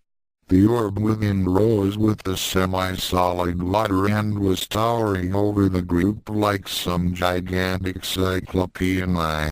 "What is that thing?" Sailor Venus screamed out. "It's MRPHA." The Hyrule Knight replied as he and Navi prepared for the onslaught. At this time Sailor Venus and Jupiter temporarily put aside their main objective with the Hyrule Knight and focused on this new threat. As this was happening, the remaining inner and outer scouts were closing in on the scene of battle. In the time stream, Sailor Pluto was still unable to come to their aid as she was forced to watch the events unfold. On Phoenix Mountain, Saffron chuckled as he watched the scene from his viewing portal. He also used the Triforce of Power to scan the time stream. He smiled as he discovered the Senshi of Time's goal to destroy him and the Hyrule Knight, in order to ensure the future of Crystal Tokyo. Well, isn't that interesting?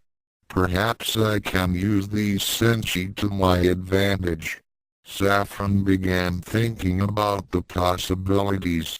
The outer Senshi were already primed to destroy the Hyrule Knight at the slightest hint of evil. All the bird god needed to do was give it that tiny push.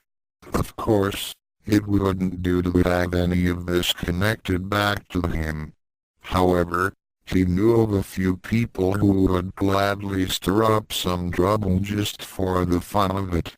The Senshi and the Hyrule Knight would most certainly be exhausted and very stressed after battling Morpha.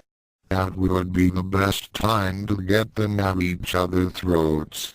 Then, with luck, one side would destroy the other, or better yet, both sides would be annihilated, leaving Saffron with easy pickings. The Phoenix God smirked as he told Kiyama to contact the Demon Mirage. To be continued.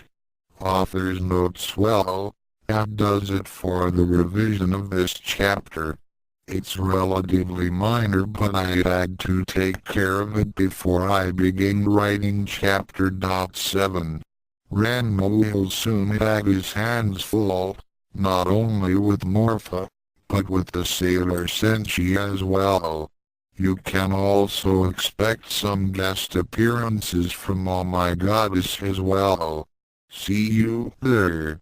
Chapter 8 Chapter 7, Bad Time to Be a Superhero. The Legend of Ranma. Disclaimer. Well, I suppose you expect a disclaimer. Don't I get enough flack from the flamers? Thoughts? Telepathic Communication. Chapter 7, Bad Time to Be a Superhero. Look out. It's Morpha. The gigantic, gelatinous mass of liquid suddenly formed a bizarre tentacle and lashed out at the people in front of it. The Hyrule Knight and Navi moved off to one side as the Sailor Senshi and the Devil Hunters dived to the other side. Morpha seemed to be a huge body of water. It moved with surprising speed as it tried to engulf its victims into its body. What the hell is that thing? Yoko cried out as she held out her soul sword. It's something that I destroyed a while back on Hyrule. Ranma explained as he began powering up and taking a ready stance. Navi fluttered near his right shoulder. Its name is Morphe and it looks like Saffron used the Triforce of Power and Tokima's remains to recreate it. You see that nucleus in its center? That's its main control center, which enables it to control all liquids, especially water. Sailor Jupiter nodded as she saw the huge, spherical object pulsating within the giant Navi. No problem. All we have to do is destroy that thing. And since water conducts electricity, the skies began to turn black as lightning began to crackle among the clouds. Then Sailor Jupiter's tiara put forth an antenna and began absorbing the electricity while concentrating it into one hand. Sparkling wide pressure. The Sailor of Lightning and Nature threw the ball of energy in a sideways throw. The blast struck into the surface of Morphe and was conducted into the mass, heading straight toward the nucleus.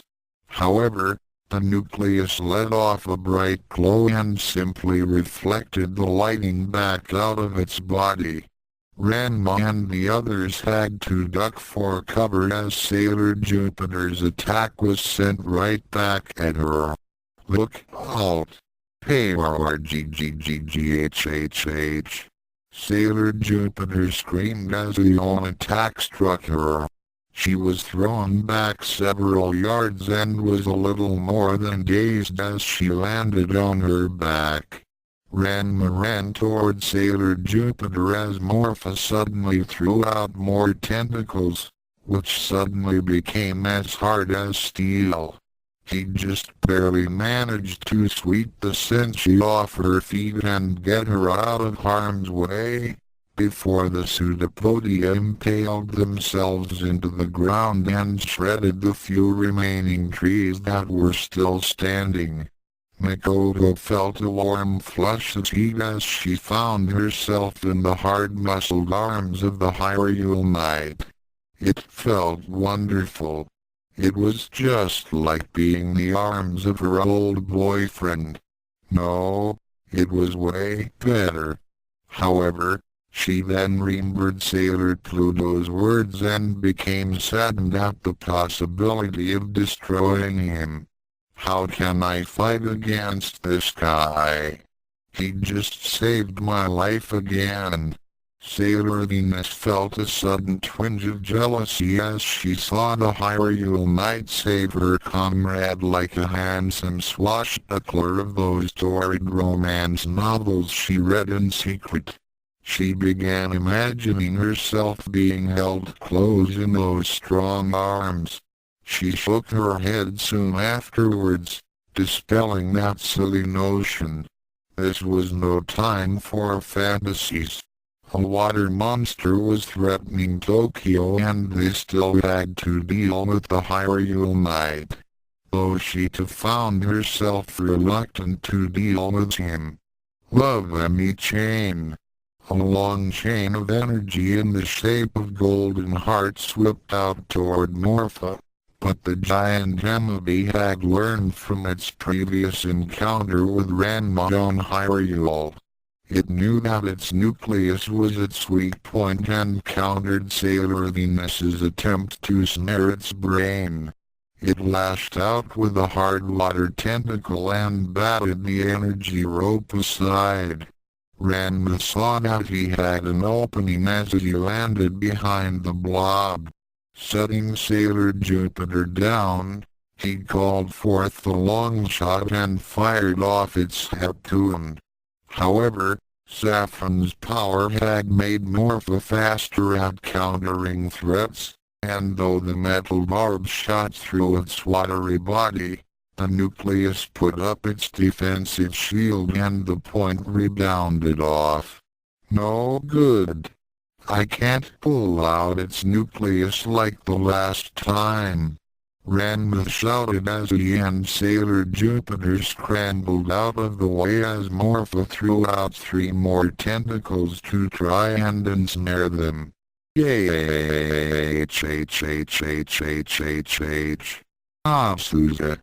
Yoko cried out, looked in the direction of the screams, and Ranma's blood ran cold as he saw Asusa swept up by one of Morphe's pseudopods. The devil hunter in training found herself becoming enveloped into the tentacle, and Ranma knew that Morphe would drown her in its body. Ranma whipped out his fairy bow and launched an arrow, infusing it with a blue energy. Ice arrow. The projectile sped toward a point below where Asusa was just starting to be engulfed. It drove deep within the blob. The water began to harden as the arrow worked its freezing magic.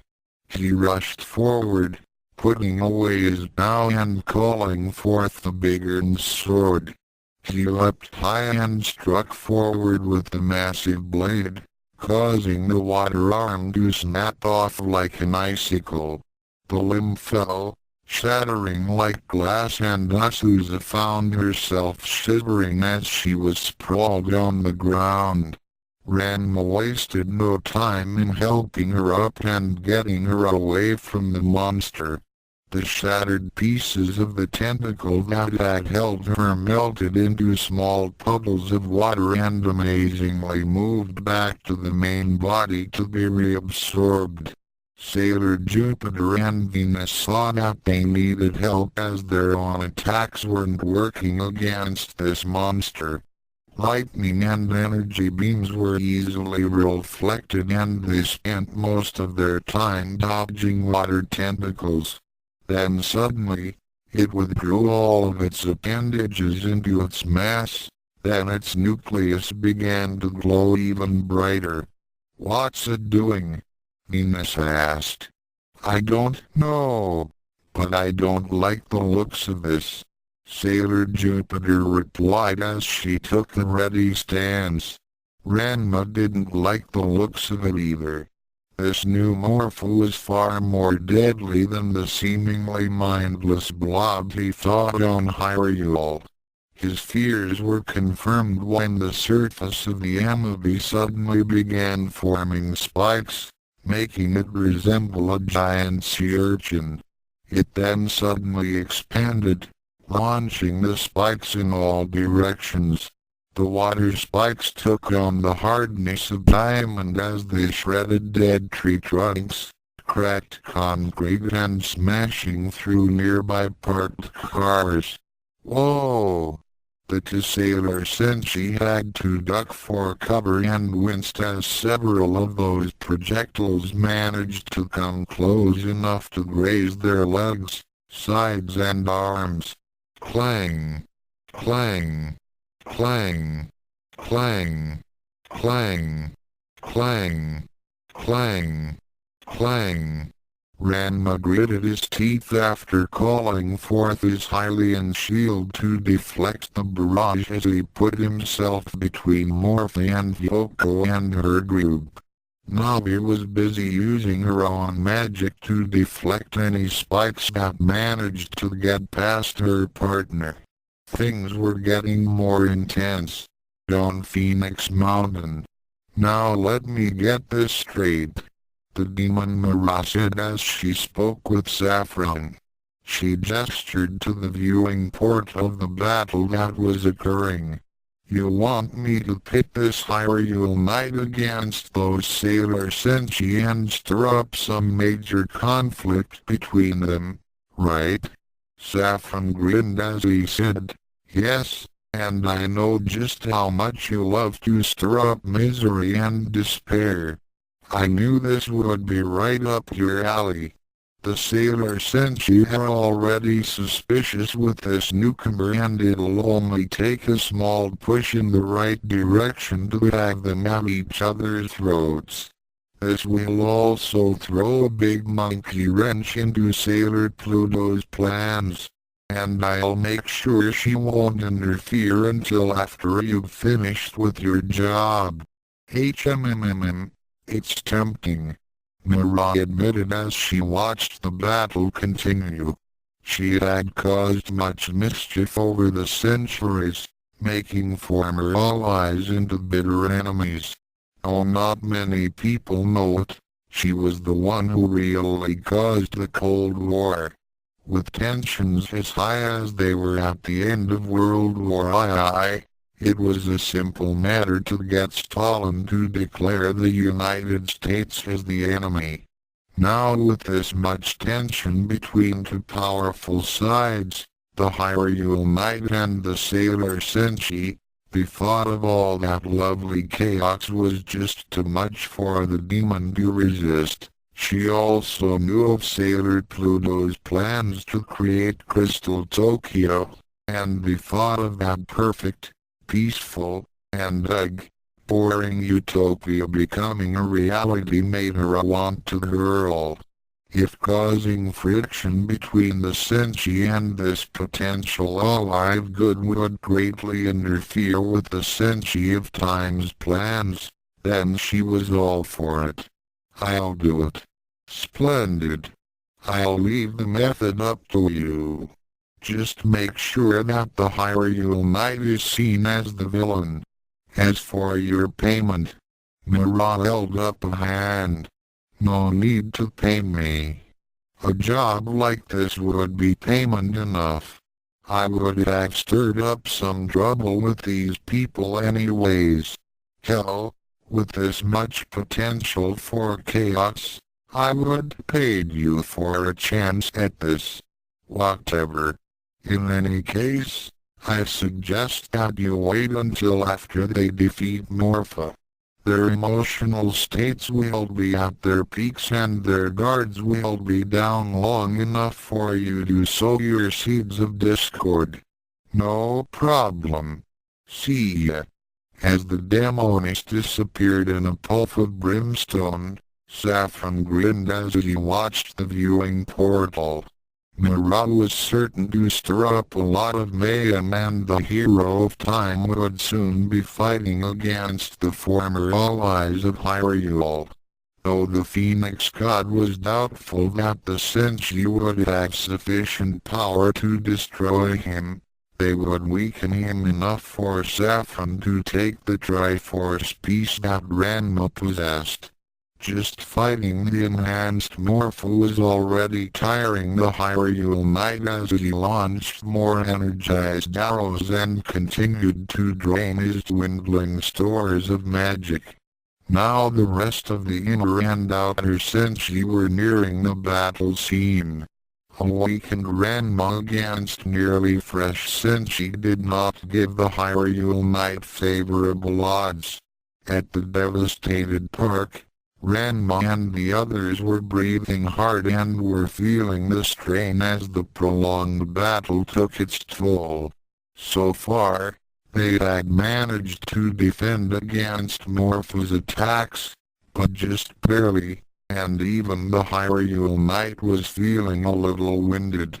His magical abilities were now reaching dangerously low levels and with the watery monster keeping him on the defensive, there wasn't much he could do. His sword wasn't very effective and he couldn't get close enough to the nucleus to do any considerable damage. Hyoko's soul sword and Asusa's spear was also unable to get within striking distance. Fire arrows and Din's fire attack didn't work, as Morpho's body would simply extinguish the flames. Ice arrows were also ineffective as they would only freeze the waters for a few seconds and then would melt back into water again. The nucleus was shielded from electricity, light and his long-shot weapon. Ranma began to despair when he then heard a familiar voice. Burning Amandala. A barrage of fire rings blasted from one side and struck Morpha. However, like Ranma's arrows, these were simply dissipated as the watery body of Morpha snuffed them out. Sailor Mars gasped as Sailor Moon and Mercury came onto the scene. It didn't work. "Bah," Sailor Moon said. "Everybody knows that water beats fire." "Oh, shut up." Sailor Moon gave her a Japanese red eye before taking her usual customary pose and giving out her entrance speech. "Fear not, Sailor Jupiter and Venus. Your fellow Senshi are here to help you against this abomination. How dare this creature use the purity of water for evil?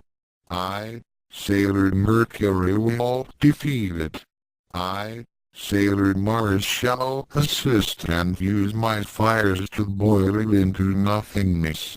And I, Sailor Moon, champion of justice, shall show this perversion of nature not to mess with the Sailor Senshi.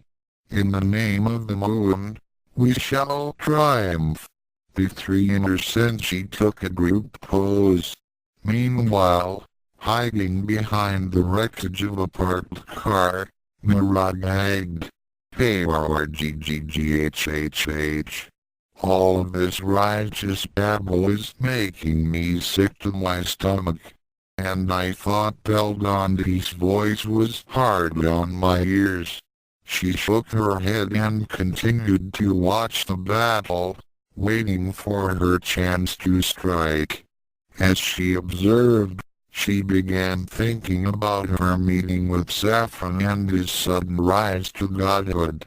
Though she did like the cruel, arrogant streak he had, which reminded her of several other mean-spirited gods, the only kinds of gods that she did like. She did wonder how he managed to attain the power to rival that of a first-class deity with an unlimited license. She also detected a considerable amount of godlike energies being emitted from the Hyrule Knight. It was very similar to what Saffron was wielding, and Mira decided to look more into this matter after she had done her dastardly deed. Shining aqua illusion. A jet of freezing water exploded from Sailor Mercury's hands. However, to her horror, the attack did not cause Morpha to freeze on the spot. Having learned from Ranma's ice arrow attacks, the creature now simply absorbed the ice into itself, melted it and added to its own mass, making it grow in size. "Stop! You are only feeding it," Ranma cried out as he dodged another barrage of tentacles and water spikes. "W-A-H-H-H-H-H." Sailor Moon cried out as she and Mars ducked for cover and more tentacles and spikes shot out. Things were getting out of hand and the Hyrule Knight had to end this fast. "Navi, is there any way at all to get at that nucleus?" The little fairy began using her magical senses on Morpha, then bobbed up and down in agreement. "Yes. The nucleus is shielded from individual attacks, so you'll have to do a combined attack." She began to telepathically transmit her plan to her partner, who nodded and called out to the inner Senshi. "Sailor Mercury, can you use that freezing attack again?" "Huh?" Mercury replied as she swerved to avoid another tentacle. "But it doesn't work. That thing will absorb it again. Trust me. We just need to freeze it for a few seconds." Mercury considered her options, then nodded as she began powering up again. After dodging a few more tentacles, she threw out her hands and launched her attack.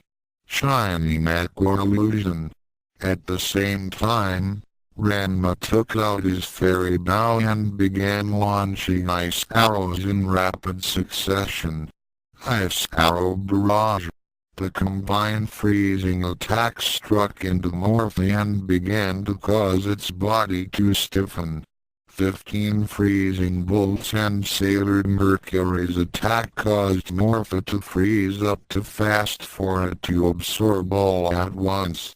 Ranma knew that it would only be a few seconds before the monster would thaw out and grow ever larger. Jupiter. Venus. Use your attacks on that nucleus together. Both Senshi nodded as they called out their attacks.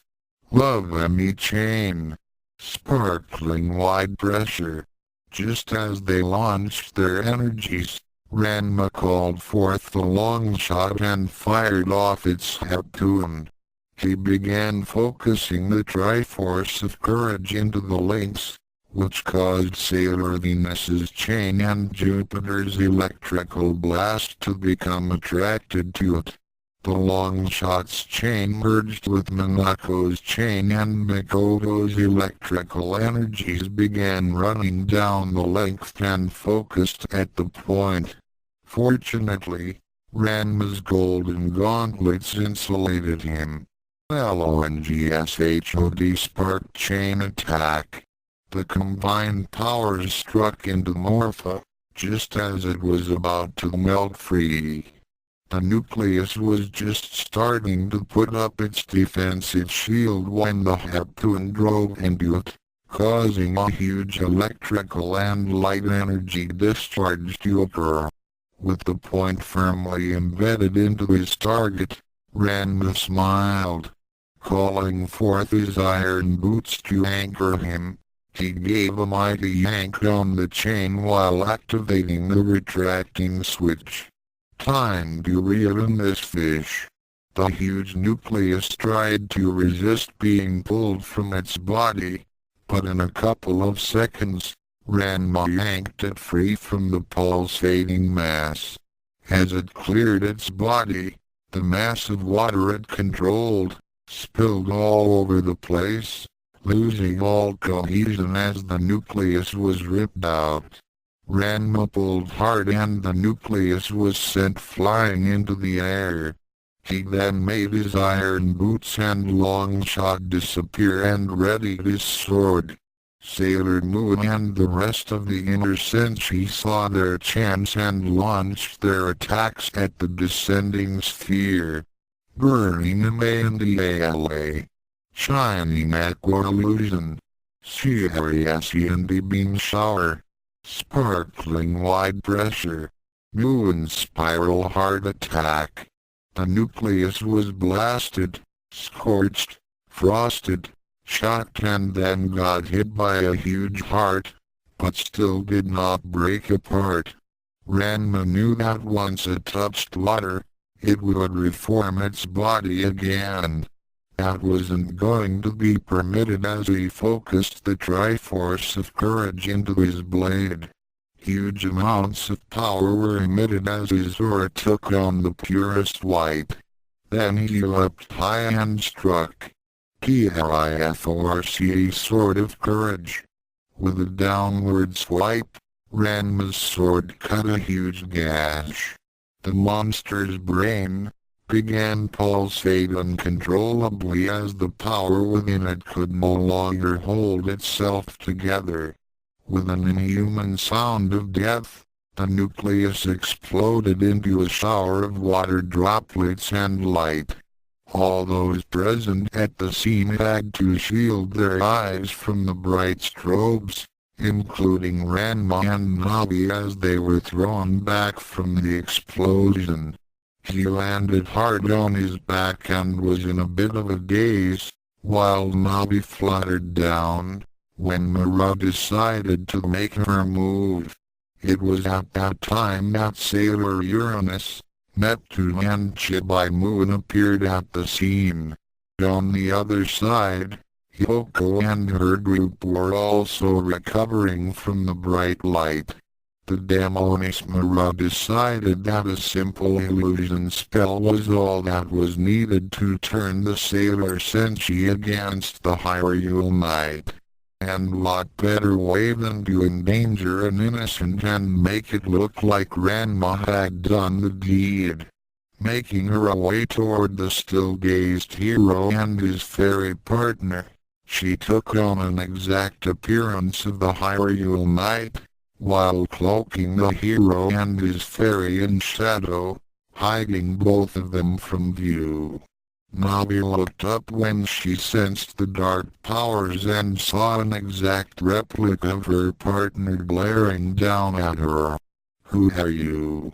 The disguised marauder grinned evilly as she made a replica of Ranma's bow appear and took aim at Rini. The outer senshi were just rushing over to where the inner senshi were standing and just recovering their eyesight when she let loose with her arrow. "Are you alright?" Uranus asked. "We're okay," Jupiter replied as the spots in her eyes began to disappear. "The Hyrule Knight saved us all. Sailor Pluto was wrong. He's really a good. Look out!" Neptune cried out as she saw a projectile flying toward Chibai Moon. The next few seconds were like in slow motion as Neptune dived to push Rini out of the way. All the other senshi turned to see what appeared to be the Hyrule Knight grinning as he loosed an arrow at Chibai Moon. Mira smiled as she timed her next move, making herself vanish in a bright light while pressing her fake bow into Ranma's startled hands. The shadow spell she had around him faded away.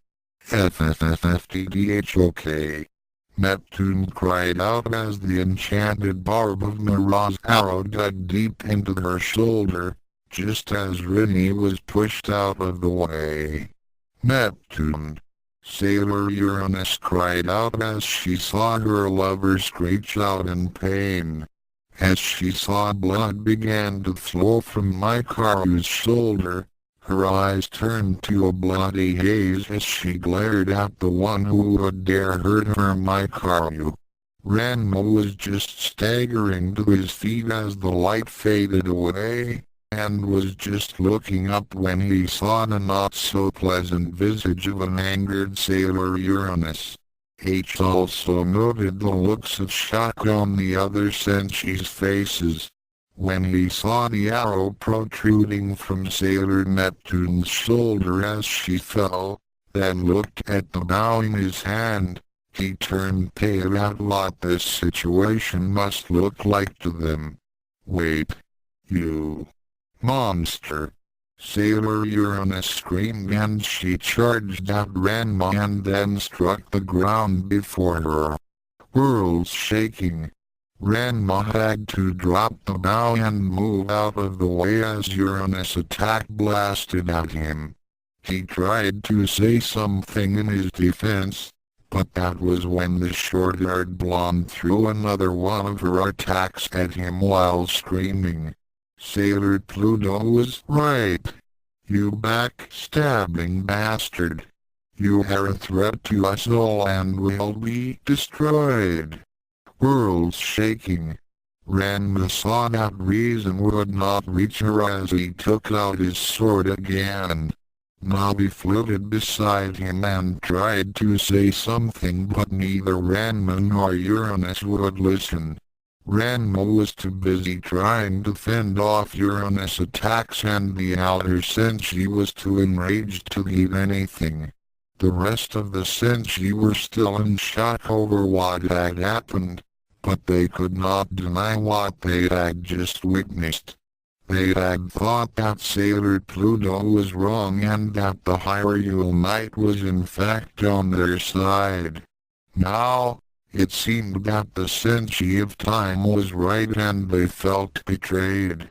Yoko and her fellow devil hunters were also in shock at what they had just witnessed. The 108th devil hunter of the Mono clan couldn't believe that such a hunk would do such a thing. On Phoenix Mountain, Saffron nodded in satisfaction after seeing the chaos that Mira had just stirred up with her deceit. He then looked into the time stream and his grin became even more pronounced. With the Triforce of Power, he had only allowed Setsuna to see what he wanted to her to see, mainly the scene in which the Hyrule Knight tried to kill Rini. She did not know that it was really Mira in disguise, and with no proof, the weakened Hyrule Knight was now going to be considered as their mortal enemies. On that note, he decided to release the hold he had on Sailor Pluto. The Senshi of Time vanished, though Saffron knew where she was going.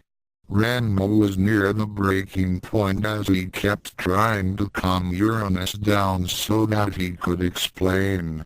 That hope, however, was dashed when he saw the appearance of Sailor Pluto.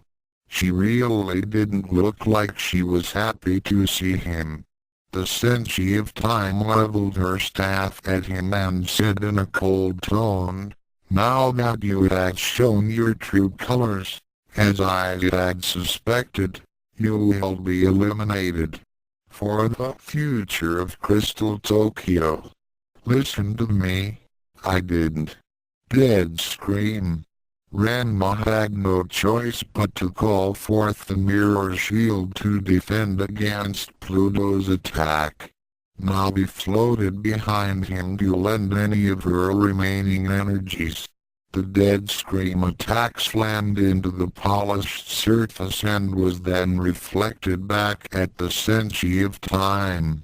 Pluto swerved to the side to evade her own attack, then called to the others. "The Hyrule Knight has shown himself to be an agent of evil and must be destroyed." The inner Senshi were snapped out of their daze as they reluctantly nodded and began advancing on Ranma. Ranma found himself being flanked on both sides and in front of him as the Senshi prepared to deliver the final blow. He was already weakened from the battle with Morphe and Uranus. Not to mention that Pluto's attack didn't help either. Now the inner Senshi, Uranus and Pluto were powering up for their final attack. Even Neptune came up, despite that she had an arrow in her shoulder. Ranma knew that this was the end, but he wouldn't give up. Summoning what little power he had left, he began focusing it into the mirror shield.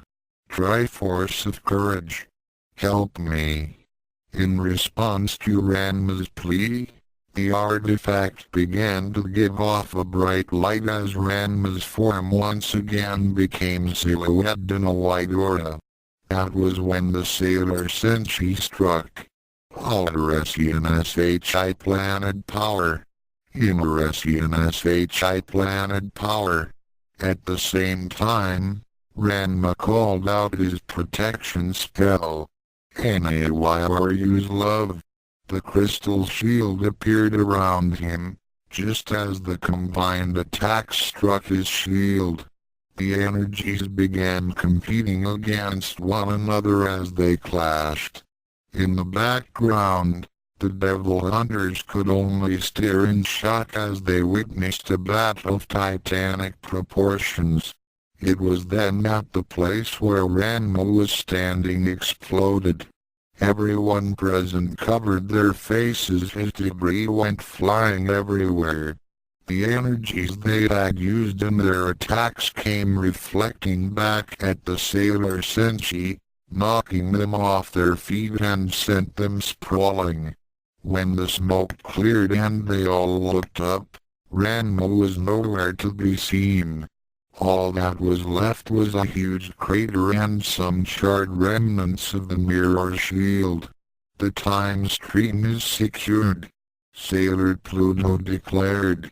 In the temple home of Kiichi Morisato, Belgondi, the Norn of the present was busy putting the finishing touches on dinner when she heard a loud crash of something landing in the backyard. She went out to investigate and gasped as she saw a battered and bruised figure lying in a large crater. Beside him was a faintly glowing ball of light with gossamer wings. To be continued. Author's notes. Well, I'm finally finished with that chapter and it was a doozy. The sailor sent you here now against poor Ranma, though there will be even more conflict between the inner and outer senshi as time goes on. There will be some more revelations in the next chapter. See you there. Chapter 9 Chapter 8 Links Legend of Ranma Disclaimer Sit, good boy. Thoughts, Telepathic Communication Chapter 8 Links Hyrule Castle. Princess Zelda sighed as she read the daily requests and reports concerning her subjects. It had been some time since anything exciting had happened since Ganondorf's defeat. Peace had reigned since the evil bandit king was banished to the Dark Realm, along with the Triforce of Power. Dull, boring and unending peace. The Zors and Gorons were at peace with one another, and even the Gerudo thieves had not stirred up anything that was even remotely worthy of intervention. Other than the fact that each of the kingdoms were currently rebuilding themselves since the evil had been banished, there was no conflict of any kind on Hyrule. As of now, the reconstruction was nearing completion.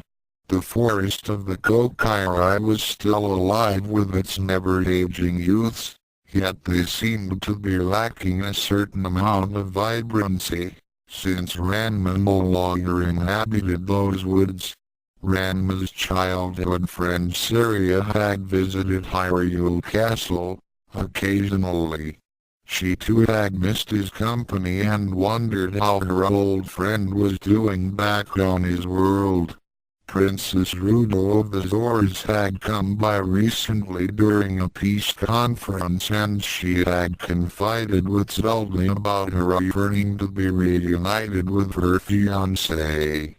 Though technically speaking, as the Sage of Water, Rudo's engagement to Ranma wasn't valid nor official, she still maintained that he was her husband-to-be.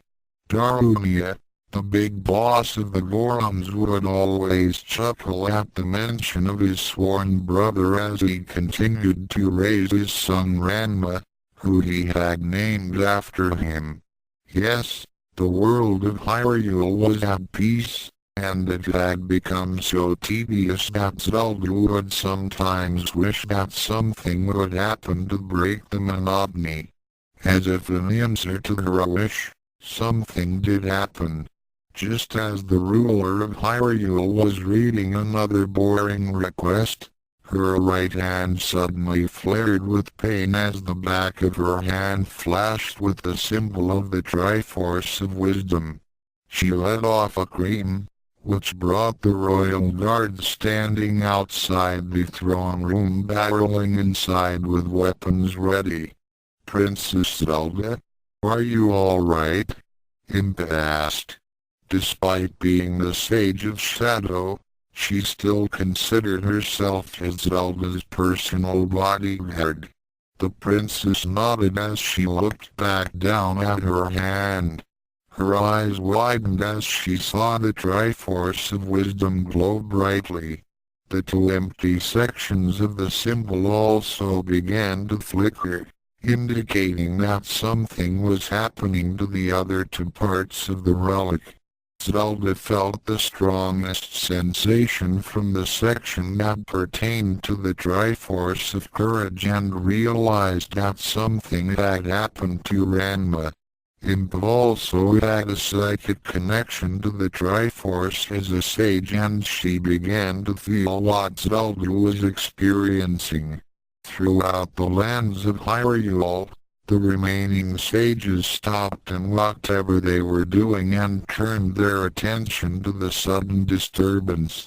Darunia had been ready to bite into a particularly tasty rock when he suddenly got the premonition that his sworn brother was in danger.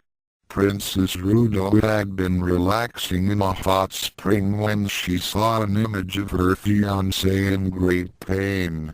Saria stopped playing her ocarina when she felt the influx from the Triforce of Courage. Nibiru had lost count while taking inventory of her tribe's loot. Rinoro of the Temple of Time stopped reading from the ancient scriptures and took notice. The Sage of Light then began weaving a lore spell to discern what was going on and what was causing this disorder. When the image of the Silver Millennium Crystal appeared, as well as that of Queen Serenity, his blood ran cold. He had just finished reading about the ancient history of Hyrule and of its allies. Back on Earth, Belgondi applied a wet cloth over Ranma's forehead after laying him on a spare futon in the guest room. Beside the Hyrule Knight was his fairy companion Navi, who was also unconscious from their last encounter with the sailor Senshi.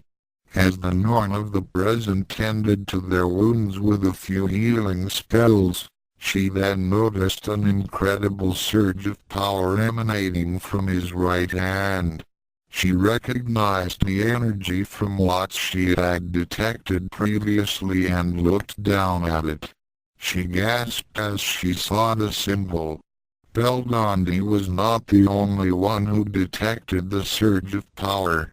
Her sisters Urd and Skuld were just entering the temple when they too sensed the Triforce of Courage. They ran toward the guest room and flung open the door. When they saw who was lying on the futon, their eyes widened in astonishment. "Hey! Isn't that the Hyrule Knight?" Skuld exclaimed as she and Urd crowded behind their sister. Belgondi nodded as she turned to her siblings. "Yes, I found him and his fairy friend sprawled out in the backyard." She gestured to the faintly glowing ball of light. "I brought them in to heal their wounds." Urd smiled as her eyes roamed over Ranma's muscular frame. He looks even better in person than on TV." She then got a close look at his elfin features. "He looks like he might be one of the fairy folk or maybe one of the elves. Is he from Ysgard or the fairy realm?" Belgondi shook her head. "No, I don't think so. Look at his right hand and tell me what you think." Urd and Skuld moved their gaze toward Ranma's right hand and noticed the 3 triangles imprinted on the back of it. Urd was the first one to recognize the mystical handiwork. Her eyes became wider as she turned back to Belgondi. "If I didn't know better, I'd say that was Farore's work. I can also see a little bit of Din and Nehru's as well." "Farore? Din and Nehru?" Skuld was a little confused. "Weren't those the 3 goddesses that Dad sent away on some business a while back?" Belgondi nodded. "Yes, Father had sent them on a mission to create a new world. I believe they called that world Hyrule. It was then that Navi began to stir. When the sprite opened her eyes and saw the 3 goddesses, she immediately tensed up and backed off. The power emanating from these 3 almost put her magical senses into overload. It was very similar to what the Triforce of Courage was producing, and that made Navi even more nervous. The Norn of the present smiled as she bowed her head to the fairy and said, "Good day to you, daughter of Hyrule. Welcome to our home. I am Beldandi, goddess of the present. These are my sisters, Urd and Skuld, goddesses of the past and future." Navi would have had a heart attack right at that moment, if such a thing was possible for a fairy, but then some of Beldandi's words came back to her. "Huh? You know about Hyrule?" It was said that the great fairies of Hyrule were the direct descendants of the three goddesses, and all other fairies came from them. Navi had come from the great fairy of courage, and it seemed fitting that she would be the life friend to the carrier of Hyrule's portion of the Triforce. Beldandi smiled at the bewildered fairy and replied, "Yes, little one. We know of Hyrule, Din and Nehru. There were very good friends of ours." She noted Navi's nervousness and smiled to soothe her. "Do not worry, little one. Oh, I'm sorry, but I had neglected to ask you your name. What are you called?" Navi swallowed and bolstered as much of her courage as she could. "I am Navi, life friend to the Hyrule Knight and descendant of Hyrule, goddess of courage." Beldandi continued to smile as she said, "Well then, Navi, you are among friends, and I promise you that neither you nor your companion will come to any harm here. As of now, you two are under the protection of the three Norns." She glanced to her sister and nodded to them. They in turn nodded in agreement. It was then that Ranma began to stir. He let off a low moan as he regained consciousness and opened his eyes. When he found himself lying in a strange room, he bolted up to a sitting position and looked to his surroundings. When he saw the three goddesses, he tensed up in panic and tried to get up. It was then that Navi darted out in front of him and said, "No, no, Ranma. Don't. They aren't here to hurt us. They're friends." The Hyrule Knight stopped for a moment, then frowned as he used his telepathic link to scold at his fairy partner. "Navi, you just blabbed my real name to total strangers." Navi sighed and replied, "I really doubt I could have kept the truth from goddesses.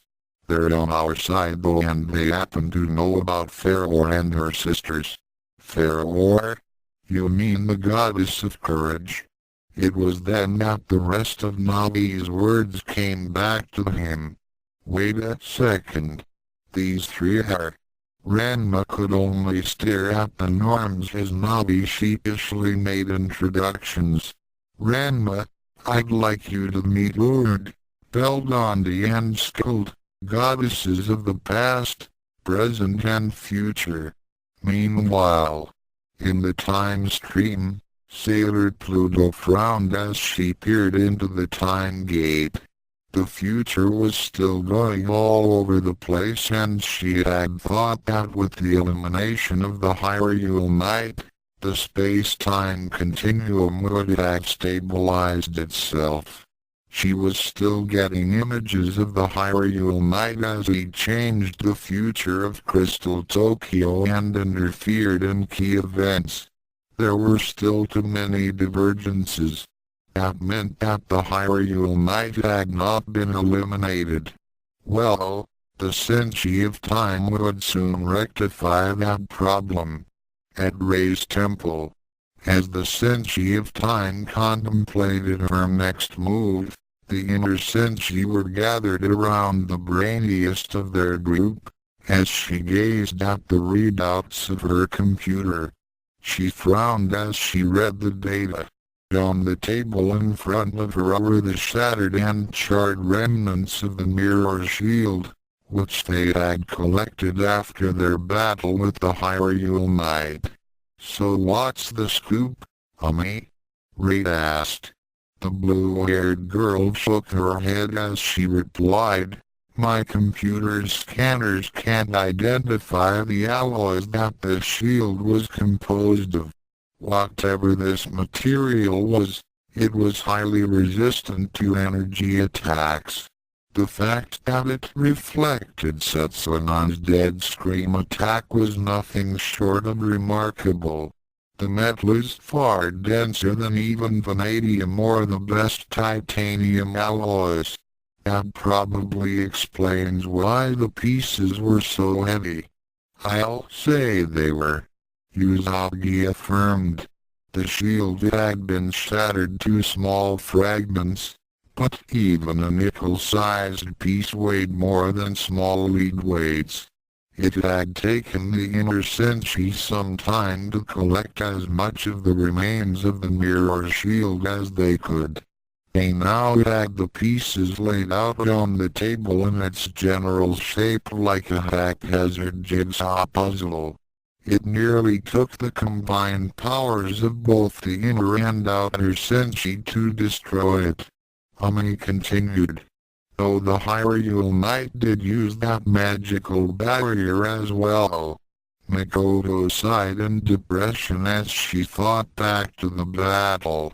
She just couldn't believe that someone as heroic as the Hyrule Knight could turn on them. He was so handsome and brave, just like her old senpai. It just wasn't fair. Did we have to destroy him? I mean, he saved our lives twice. Minako was also regretting their actions. It could have been a mistake or some kind of misunderstanding. Ray wasn't convinced. "Minako. Makoto. You saw what happened." "We all did. He tried to kill Rini. My car was wounded. Setsuna was right. He double-crossed us." Rini shivered as she remembered the sight of Neptune diving to save her and taking that arrow in the shoulder. Luna nodded as she said, "She's right, Usagi. I'm afraid that Setsuna was correct in her suspicions that the Hyrule Knight was a danger to us and the future of Crystal Tokyo." Usagi held the little pink-haired girl close to her and nodded. Though she too was a bit unsure about the entire event, there was no arguing the point that the Hyrule Knight had been seen attempting to assassinate her future daughter. She had her doubts though, since the whole scene went by too fast and they had acted impulsively, following Uranus, Neptune and Pluto into destroying the person whom they thought as a potential ally. Not that it mattered anymore. The Hyrule Knight was gone and Setsunan's vision of the future Crystal Tokyo was assured. It was at that moment that the Senshi of Time popped into existence, startling the inner scouts. "Whoa! Can't you ever come in a normal way?" Minako said with a hand over her heart. The Senshi of Time took on a serious look and said, "I'm afraid to tell you all this, but our work is not yet done. The Hyrule Knight still lives." "He does?" Makoto said, a small part of her relieved that they had not killed him. Setsuna nodded as she replied, "The time gates haven't stabilized yet and I still keep seeing images of him interfering with our futures. He somehow survived the last attack. We must find him and make certain that he is completely destroyed." She noted that Minako, Makoto and Usagi were somewhat apprehensive of the notion, and she gave them a penetrating stare. This isn't the time for romantic ideals or hesitation. He has already shown his true colors, and his very existence endangers the future of Crystal Tokyo. I've already contacted Uranus and Neptune, and they will destroy him on sight. We must all work together to ensure our futures and that of this world. Do you understand? Ray solemnly nodded.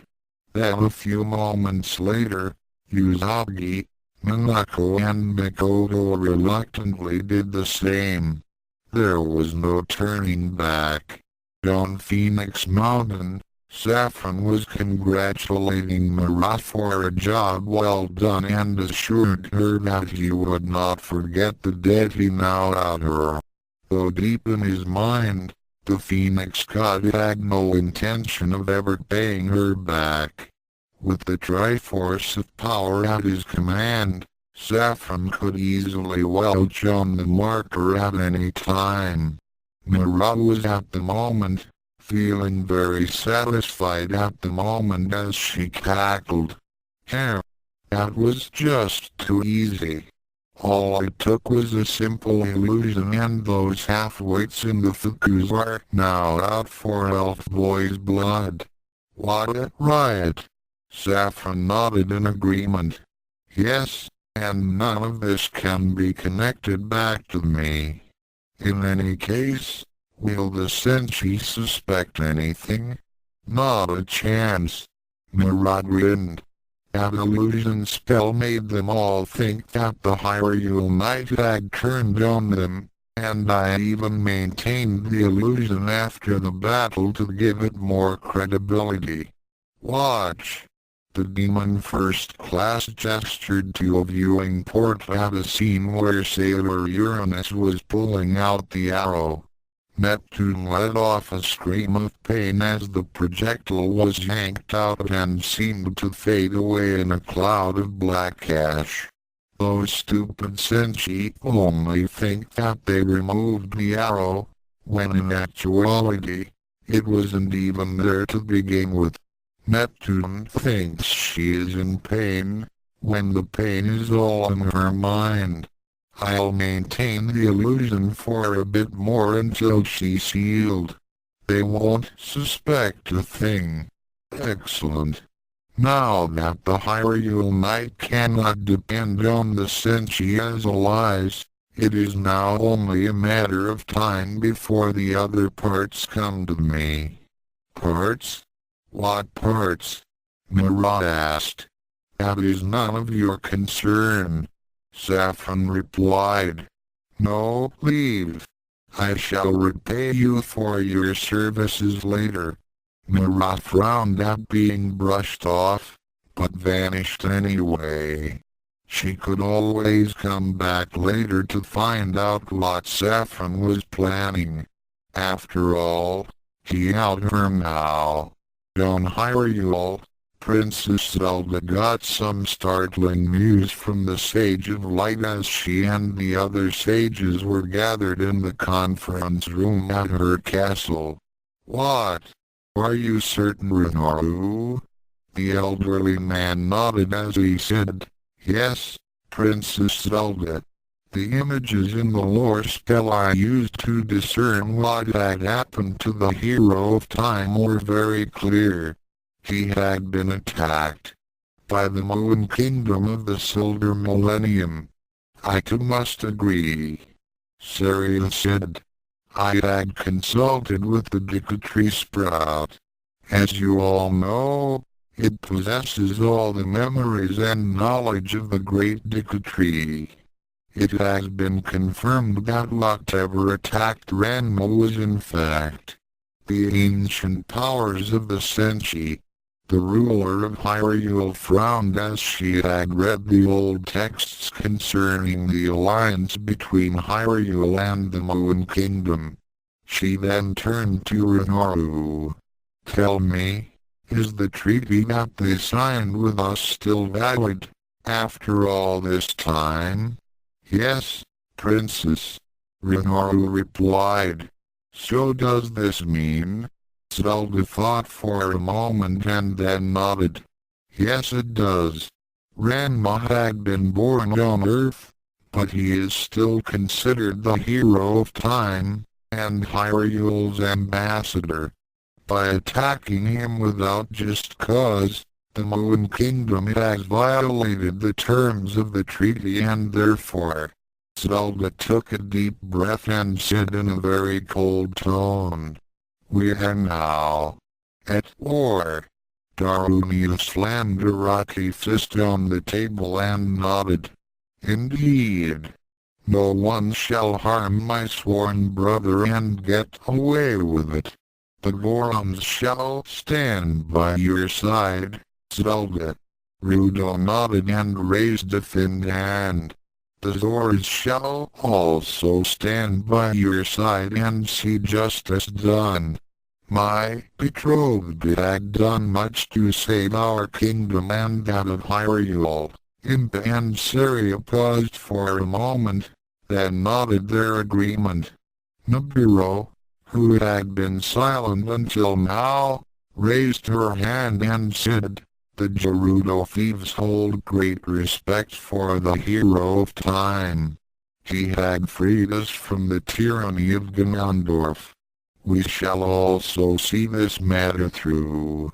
Zelda gave each of the sages a nod and said, "All those in favor of this course of action?"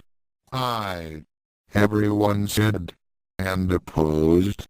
No one said a word. "So be it.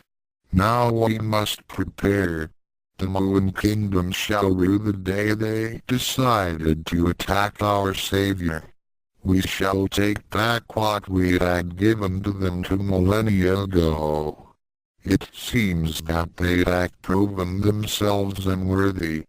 "But Princess," Impa said, "how are we to get to Earth?"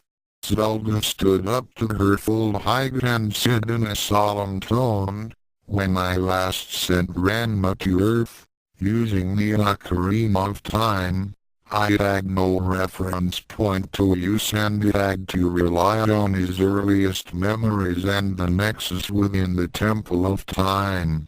Now however, with the Triforce of Courage as a beacon on Earth, we can now travel to that world by way of the nexus. My fellow sages, we must once again open the Temple of Time." The other sages nodded as they began to make plans to invade Earth. "Belgondi's home, oh dear. How terrible." Belgondi said as Ranma finished with his tale of his battle with Tokima, Morphe and the misunderstanding with the sailor Senshi. "It was obvious that I was framed, but I haven't a clue as to who that other Hyrule knight was," Ranma said with a sigh. "I may have an idea as to who it was," Belgondi said slowly. "However, I don't have any proof as of yet." "Really?" Ranma said in hope. The goddess of the present held up her hand. "Let us not be hasty. I said that I might have an idea that a rival of mine may be responsible, since this sounds like something that she would do. However, we don't have any evidence, so we shall have to wait." "Oh," the hero of Hyrule said in depression as he looked to his fairy companion. He finally noticed that he was without his mirror shield. His big-iron sword had been placed off to the side with his boots. "Navi, have you seen my mirror shield?" "No, Ranma. Though I can still detect its presence, it has been moved from where you had it last. I can also sense that it is badly damaged." "Well, damaged or not, I certainly can't leave it lying around." Ranma raised an arm out in front of him and mentally called for his shield. At Ray's temple, The Usagi and her friends were shocked when the pieces of the mirror shield suddenly vanished from sight. Huh? Where'd it go? Usagi gasped. This proves it, Setsunan said with a frown. Proves what? Usagi asked. This proves that the Hyrule Knight still lives. Back at the temple home of Kiichi Morisato, Ranma smiled as he saw the mirror shield appear on his arm, but frowned as it fully materialized and then fell apart into a small pile of scrap metal. Damn! All three goddesses flinched a bit at the swearing and Ranma apologized for his sudden outburst. He stared down at the remains of his shield. Navi, is there any way that my shield can be reforged? Navi shook her head. I'm afraid not. The shield was composed of Hylian steel and other materials that can only be found on Hyrule. It was also imbued with several enchantments. The best metal workers of Hyrule crafted it. It would take someone of bigger skills to rebuild it from the condition it's in now. I'm afraid that there's no way to repair it. On the contrary, Beldandi intervened. I believe that it can be repaired here, perhaps even better than it was. What do you mean? Excuse me. One moment. The goddess of the present walked over to a nearby phone and dialed a number. She waited for a minute, then began speaking into the receiver as someone answered. Hello? Hello? Is that you, Beldandi? Yes, it's me. How are you today, Hephaestus? I'm fine. So how are you? I'm fine. So what can I do for you? I was wondering if you could spare the time to help out a friend of mine. His shield was badly damaged and I was wondering if you could rebuild it. The Greek god of fire and the forge stroked his beard for a moment. Well, I'm not sure. Zeus is still waiting for the next shipment of thunderbolts and Ares is on my case to get his sword fixed. Athena wants her shield right away. I've got a really big backlog of orders to fill out. Oh please. Beldandi said in her sweetest voice. It is very important that the Hyrule Knight get his mirror shield repaired. What's that you say? Hyrule? That got Hephaestus' attention. He's from Hyrule? Well, why didn't you say so? Hephaestus was always willing to help out anyone from the world that Pharaoh and Nehru created. In fact, he had visited Hyrule long ago and influenced the blacksmiths of that world. Bigern's family handiwork was the result of Hephaestus' teachings. Like his idol, the giant Goron did his best work inside a live volcano. The Bigern's sword that Ranma carried had been forged in the fires of Death Mountain. Then you'll do it? Beldandi asked with a smile. No problem. You came to the right person. I do have some spare Hylian steel and other metals I can use to patch up this person's shield. Just bring up the pieces and I should have it ready in a day or so. Oh, thank you very much. I'll send the shield up now. Beldandi turned to where Ranma was sitting and gestured to the pile of metal.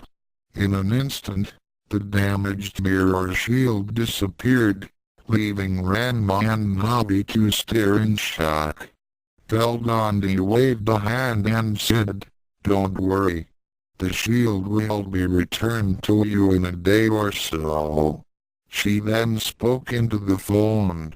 Did you get it all?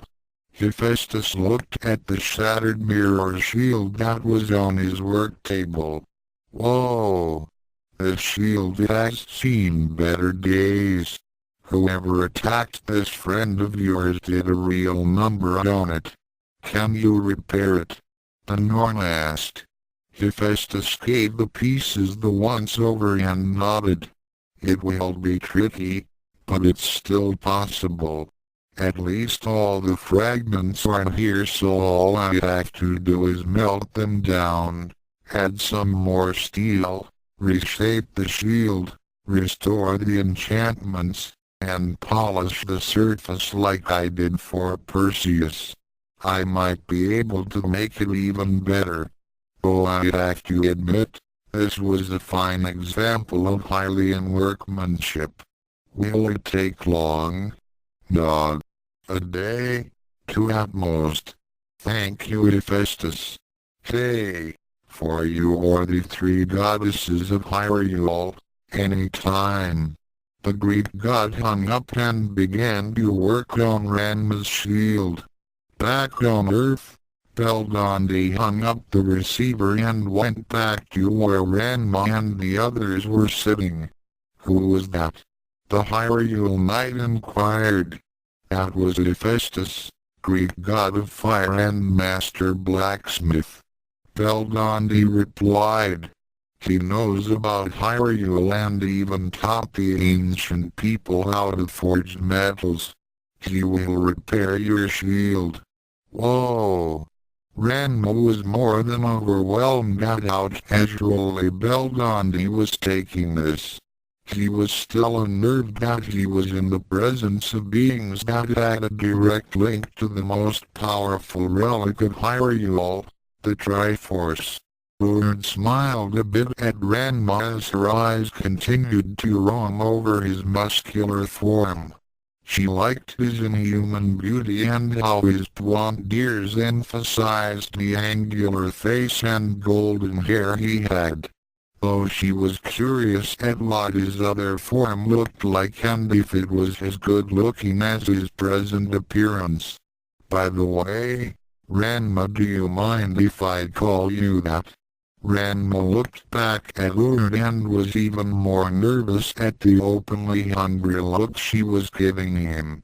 He paused and then figured since Navi had already blurted out his real name, it didn't matter if she called him that for the moment. Sure, you can call me that. So what's on your mind? Urd smiled even more seductively. Well, I was kind of wondering when you were going to drop that disguise spell. I'd like to see your other self. Huh? How did you know? Ranma looked back at Navi. Navi gave a helpless shrug. I told you that it wasn't easy hiding things from them. Beldandi nodded to him and said, Don't worry. You're among friends and we would never betray your secret. Urd does raise a valid point though. The mortal that we live with will be coming home soon and it wouldn't do for him to meet you as you are now. Does he know about you and your sisters being goddesses? Yes, he does. He was the mortal in which I granted a wish and his wish was for me to be with him forever, bless his heart. Beldandi began to pack pure thoughts about her Kiichi. HMPF. I still think he's not nearly good enough for you. Skull soaked. Now Skulled, the middle sister soothed. She then turned back to Ranma, who was still debating as to whether or not to transform. Finally, seeing that his current form needed a rest, though the Triforce of Courage could maintain the disguise almost indefinitely, the Hyrule Knight nodded as he raised his right hand. Transformation reverse. The Triforce of Courage flared as Ranma's body underwent the metamorphosis. When the light faded away, Ranma, now in his human form, said to the three Norns, "The name I use in this form is Link Kintaro." The three goddesses of the past, present, and future nodded as the hero of Hyrule began to tell his story. The Mono residence, "It's not fair," Yoko screamed out as she, her friends and her grandmother were in the kitchen. "I was so close to the perfect boyfriend and those stupid sailor senshi had to waste him." Kai shook her head and said, "But Yoko, you saw what happened. He attacked the sailor senshi and tried to kill one of them. It was a mistake, I tell you," Yoko said in denial. "He saved our lives and he was just too cute to be evil." Yoko's grandmother, the 107th Devil Hunter, sighed.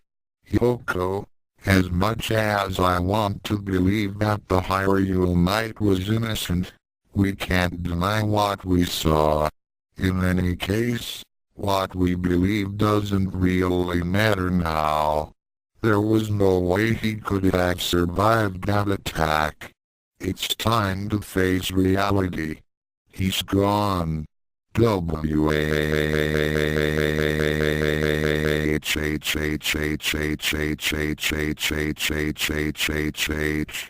Monoka could only shake her head while giving off another depressed sigh. She had hoped to find a powerful ally in the Hyrule Knight, but that incident at the park had dashed all hope. Oh, she did have a suspicion that there was more than what appeared to be during that time.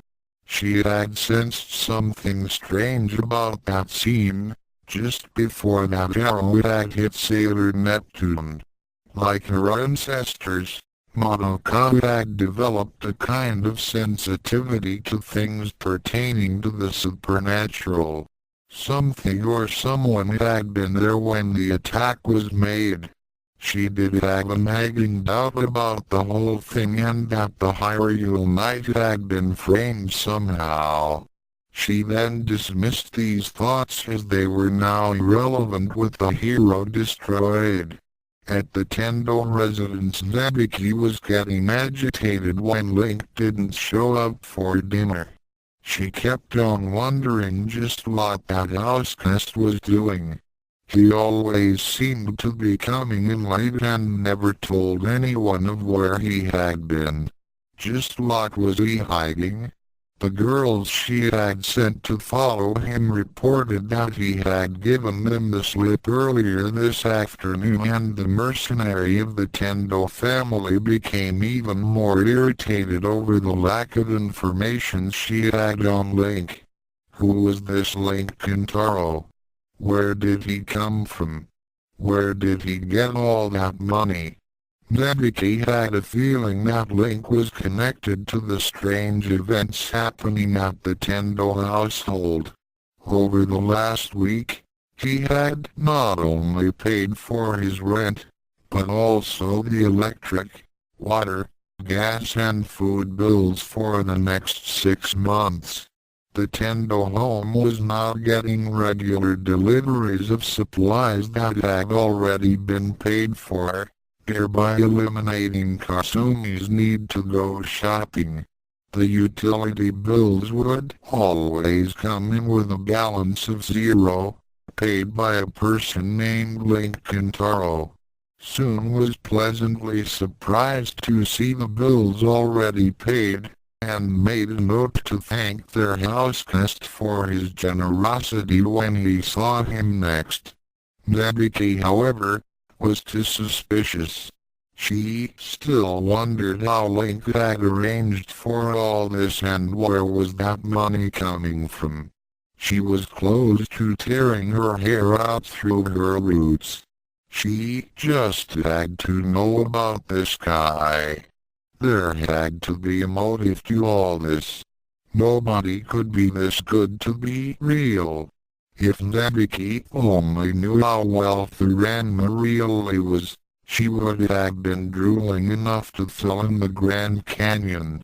When Ranma had moved in, he had secretly sent his fairy friend to arrange for the bills and food to be paid for, using Navi's newly acquired computer hacking skills, a few hypnotic spells and several rupees from his giant's wallet. It was Ranma's way of thanking the Tenbos for letting him stay at their home. Though his innocence and naivete made him quite charming, the Hyrule Knight had no idea just what kind of trouble he had stirred up with his well-meaning intentions. Navi's interest in him had quintupled and was going to soon lead him into more headaches. The Temple of Time Zelda and the other sages entered the chamber where the Master's sword rested on a pedestal, like Excalibur in the Stone of Destiny. Once removed from that spot, the sacred realm would be open and the sages could access the Nexus. The Master's sword glinted in the dim light of the chamber as the ruler of Hyrule withdrew an object from the folds of her gown. The object was the treasure of the royal family, the Ocarina of Time. The other sages took their places on 6 different symbols that were engraved on the floor, surrounding the Master's sword. Each symbol represented their respective elements: fire, water, forest, shadow, light and spirit. Zelda stood before the Master's sword in the center of the circle, holding the Ocarina of Time in her hands. Normally, to access the sacred realm, the hero of time must take out or replace the Master's sword into the pedestal. However, with Ranma not present, the powerful weapon could only be removed using the combined magic of the sages and the Ocarina of Time. Zelda held up the instrument high and intoned the ancient deities of their world. In fair Orneru, we the sages of Hyrule do beseech thee to allow us entrance into thy sacred realm. We also have need of the mighty Master's sword, or rather, the hero of time has need of it. I, Zelda, ruler of Hyrule, do ask you of this. The Master's sword began to glow with an eerie light as the 6 other sages began intoning their own spells. I, Saria, the sage of the forest, do hereby request that the sacred realm be open once more. She held up her hands as if in prayer, then a green ball of light appeared above her. I, Darunia, the sage of fire, do hereby request that the sacred realm be opened.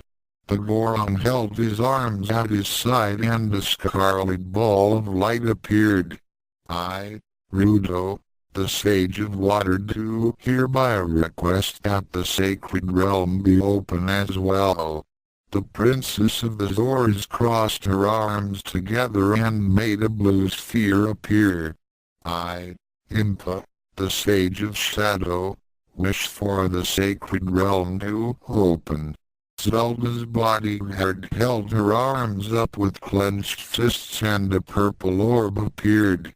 I, Nibiru, the sage of spirit, also request the opening of the sacred realm. An orange ball of light appeared, and I, Rinoru, the sage of light, do hereby wish for the sacred realm to open. A yellow ball of light floated upward to join the others. When all 6 spheres appeared, they began floating higher and picked up speed.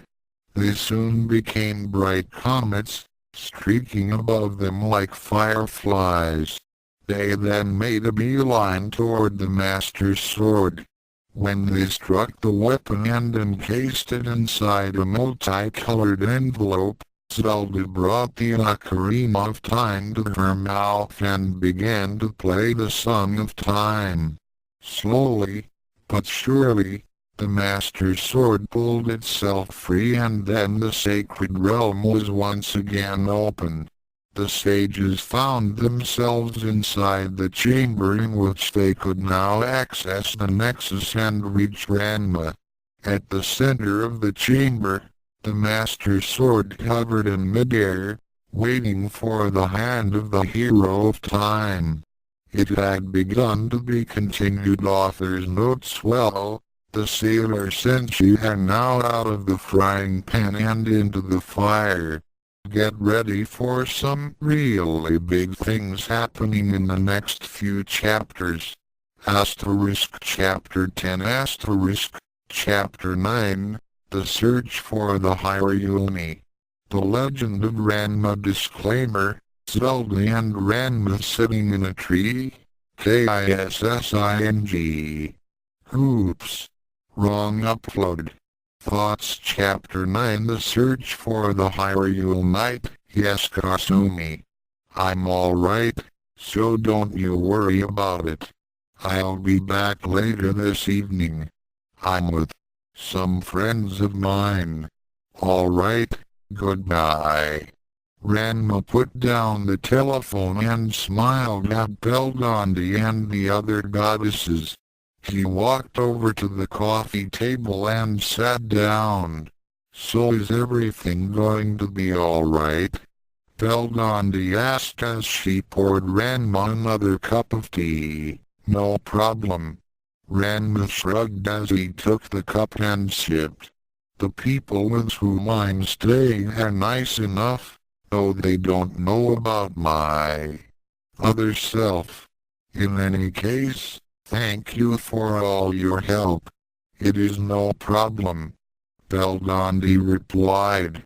You are, after all, Hyrule's ambassador and a representative of Faroe. Well, I'm not too sure about that, but thank you for your hospitality. Ranma said with a bit of nervousness. On his shoulder, Navi glittered a bit. So what are you going to do?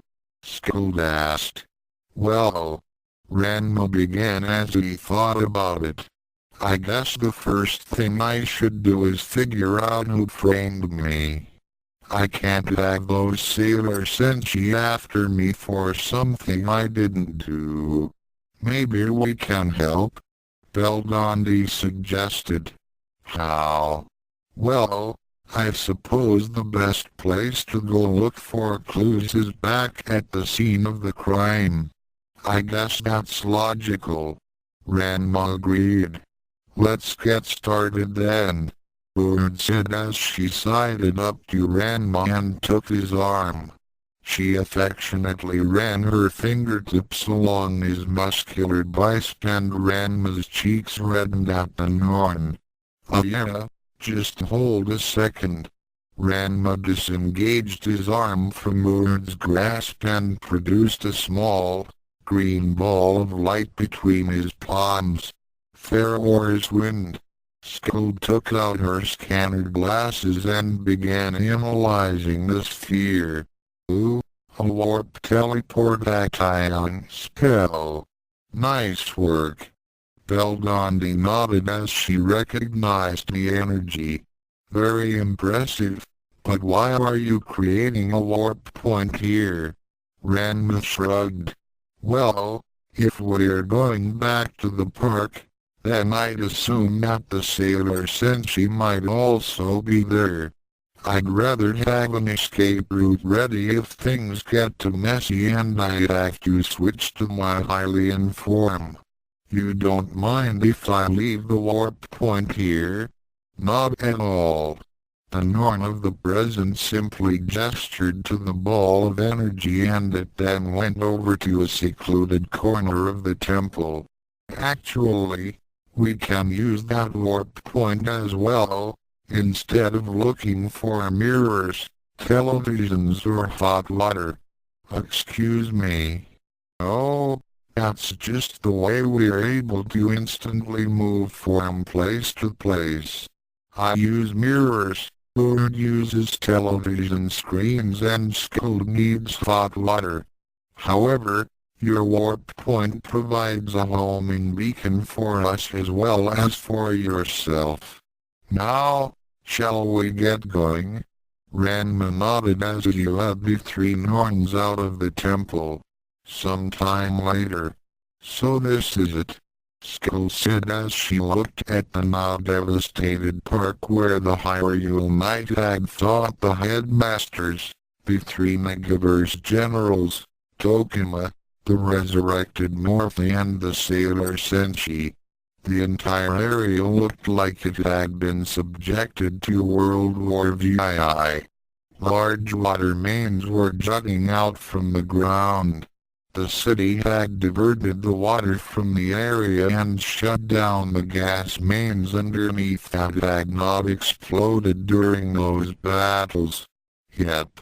And about here is where that strange duplicate of me suddenly appeared and handed me that bow. Ranma pointed to a spot where he had been. Floating around his shoulder, Navi was also indicating where the mishap had occurred. Belgondi nodded as her senses picked up the remnants of an aura of someone familiar. I thought so. Lord, can you feel it? The goddess of the past nodded as she too picked up the faint emanations of the taint of demonic power. Mira. Who? Ranma asked. An old rival of Belgondi's and someone who just loves to stir up misery. Lord explained. She's a demon, first class. This sounds just like her, and we can still feel the remnants of the spell she used to frame you. Looks like she was a bit sloppy. She usually hides her tracks better. I suppose that she didn't expect us to be involved. Belgondi commented as she watched Skull take out one of her inventions and began taking readouts. Yep. Definitely from a first-class demon, and it does match Mira's energy signature. Ranma scratched the back of his head and shrugged. Well, it's good to know that you believe me, but I'm going to need more proof. No offense, but I don't think the sailor Senshi are going to believe you, even if you are goddesses. We understand, Belgondi said. In any case, we know that Mira was the one responsible for doing this to you, but we still have to find out why she did it. That's easy. She did it just for the sheer pleasure of watching people suffer, Lord said. Belgondi shook her head. No, that doesn't really sound right, at least, not entirely. It's true that she likes to spread misery and mistrust for pleasure, but take another look at that energy signature. It's too intricate and complex. She used a very powerful disguise field, and don't you feel something else? Lord stared back at the spot as Skull scanned the place again. They both nodded as they felt something else. You're right, sis, Lord said. I do feel something else. It feels like some other kami was involved. I don't recognize the signature though. Skull looked down at her scanner and nodded. Very strong readings, but I'm going to need more time to cross-reference the signature with the files at the Ultimate Force System. Ultimate Force System? Ranma asked. It's the main computer in heaven that runs the entire universe. It's also known as the Yggdrasil. It's got all the files on every kami in heaven as well as demons, devils, angels, demigods and so on. It'll take a while for me to scan through the files, but I think I can do it. That's wonderful, Scold. I'm certain that you'll be able to do it, Belgondi said. Ranma sighed as he wondered just what the sailor Senshi were planning against him at the moment. He then remembered something else. I think I already know who might have sent Marat after me. I guess I should have mentioned this to you sooner. Remember what I told you about that god named Saffron? Saffron? Belgondi cocked her head a bit, then nodded. Yes. We remember. I believe he's a minor deity of a place called Phoenix Mountain, in Asia. As I recall, he's a new god, a godling naturally. He hasn't fully developed his powers yet. Do you think he had something to do with your problems with the sailor Senshi? Ranma nodded his head. It sounds logical.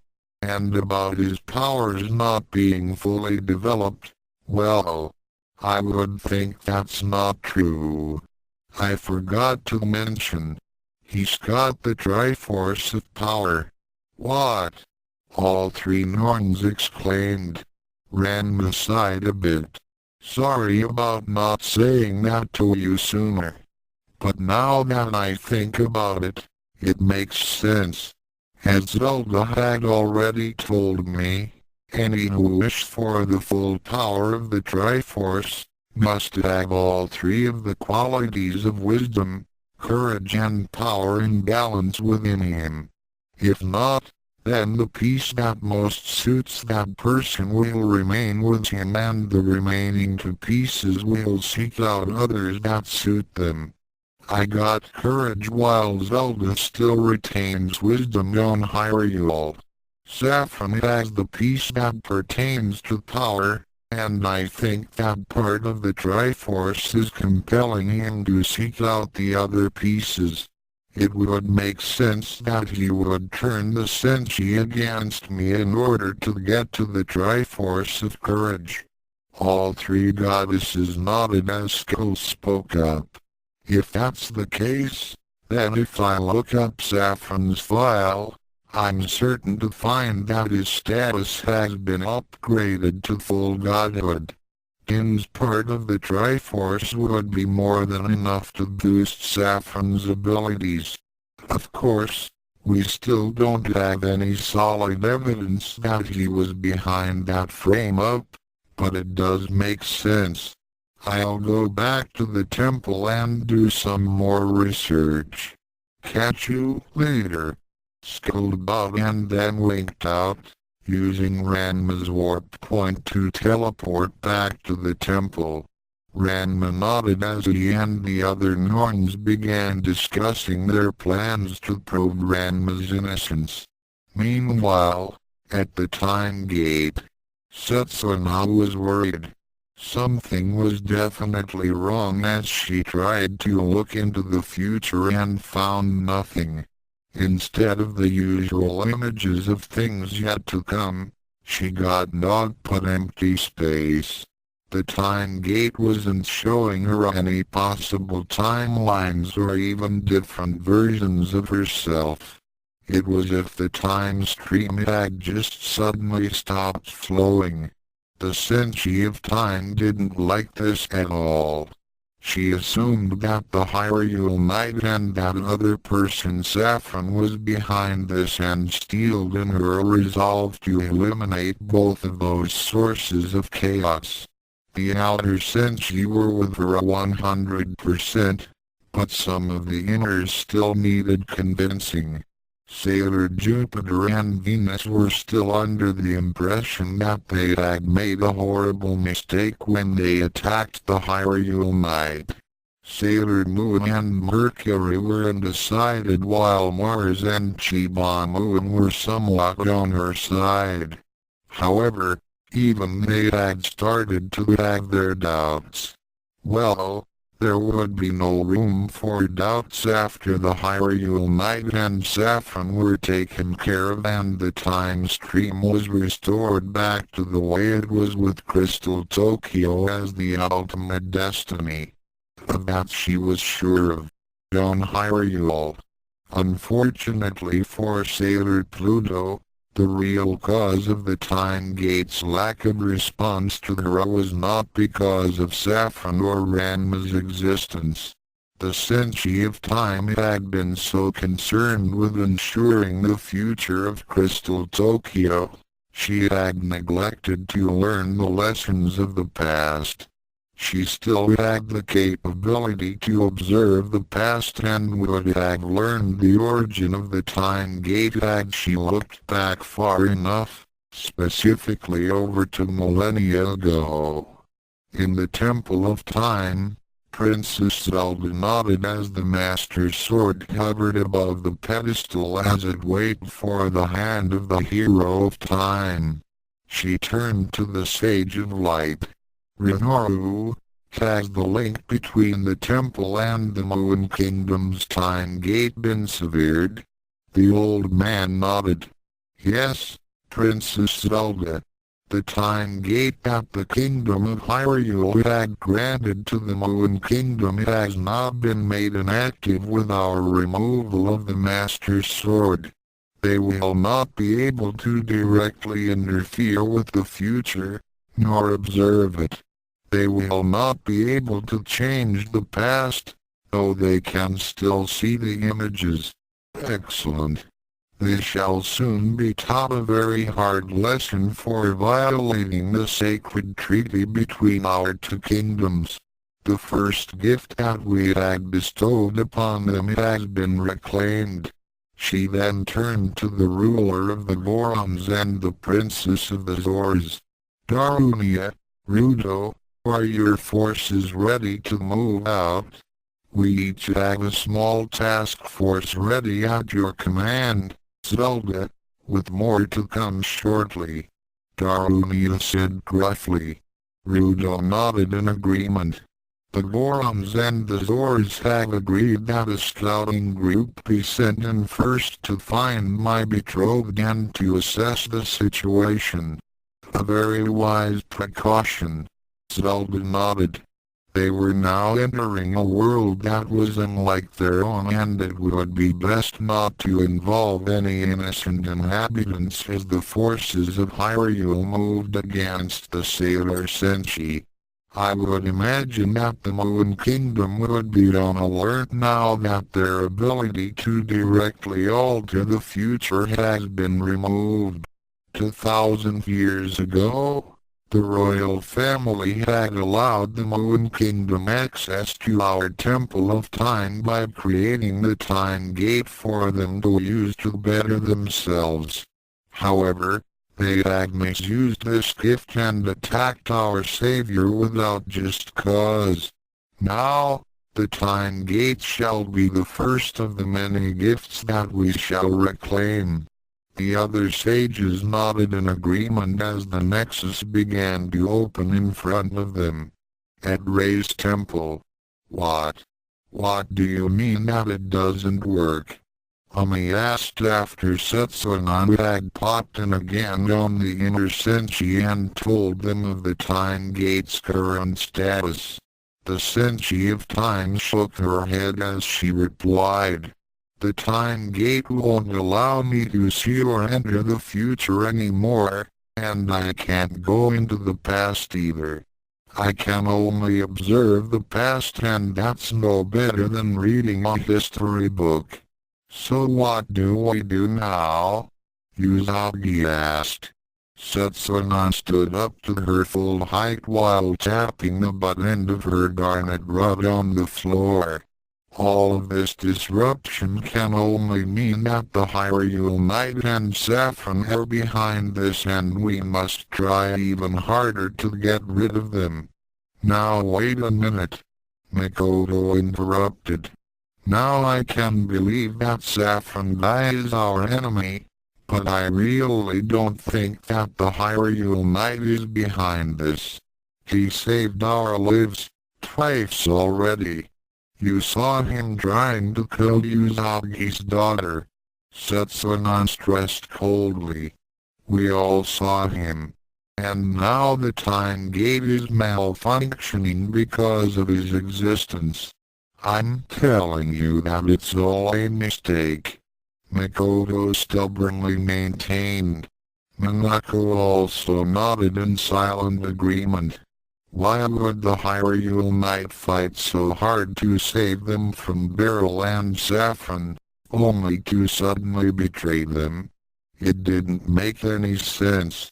Even though Sailor Pluto maintained that he was a danger to the future of Crystal Tokyo, Sailor Venus couldn't help but think that the Hyrule Knight's very existence was essential for that utopia's future. It was at that moment that the phone rang. Ray went to pick it up as the Senshi of Time continued to argue with Sailor Jupiter. She then became pale as she turned to call out to Setsunan. Setsunan. It's Haruka and Mikaru. Something's wrong with their weapons. What? The Senshi of Time instantly teleported to where Sailor Uranus and Neptune were, leaving the inner Senshi alone with their thoughts. Haruka and Mikaru didn't understand it. All of a sudden, they had begun to get a peculiar feeling, as if something was pulling at them. Then they felt as if something had been removed and got the overwhelming urge to transform into their Sailor Senshi personas. After becoming Sailor Uranus and Neptune, they began trying out their powers. At first they thought that nothing felt wrong, until they pulled out their magical items.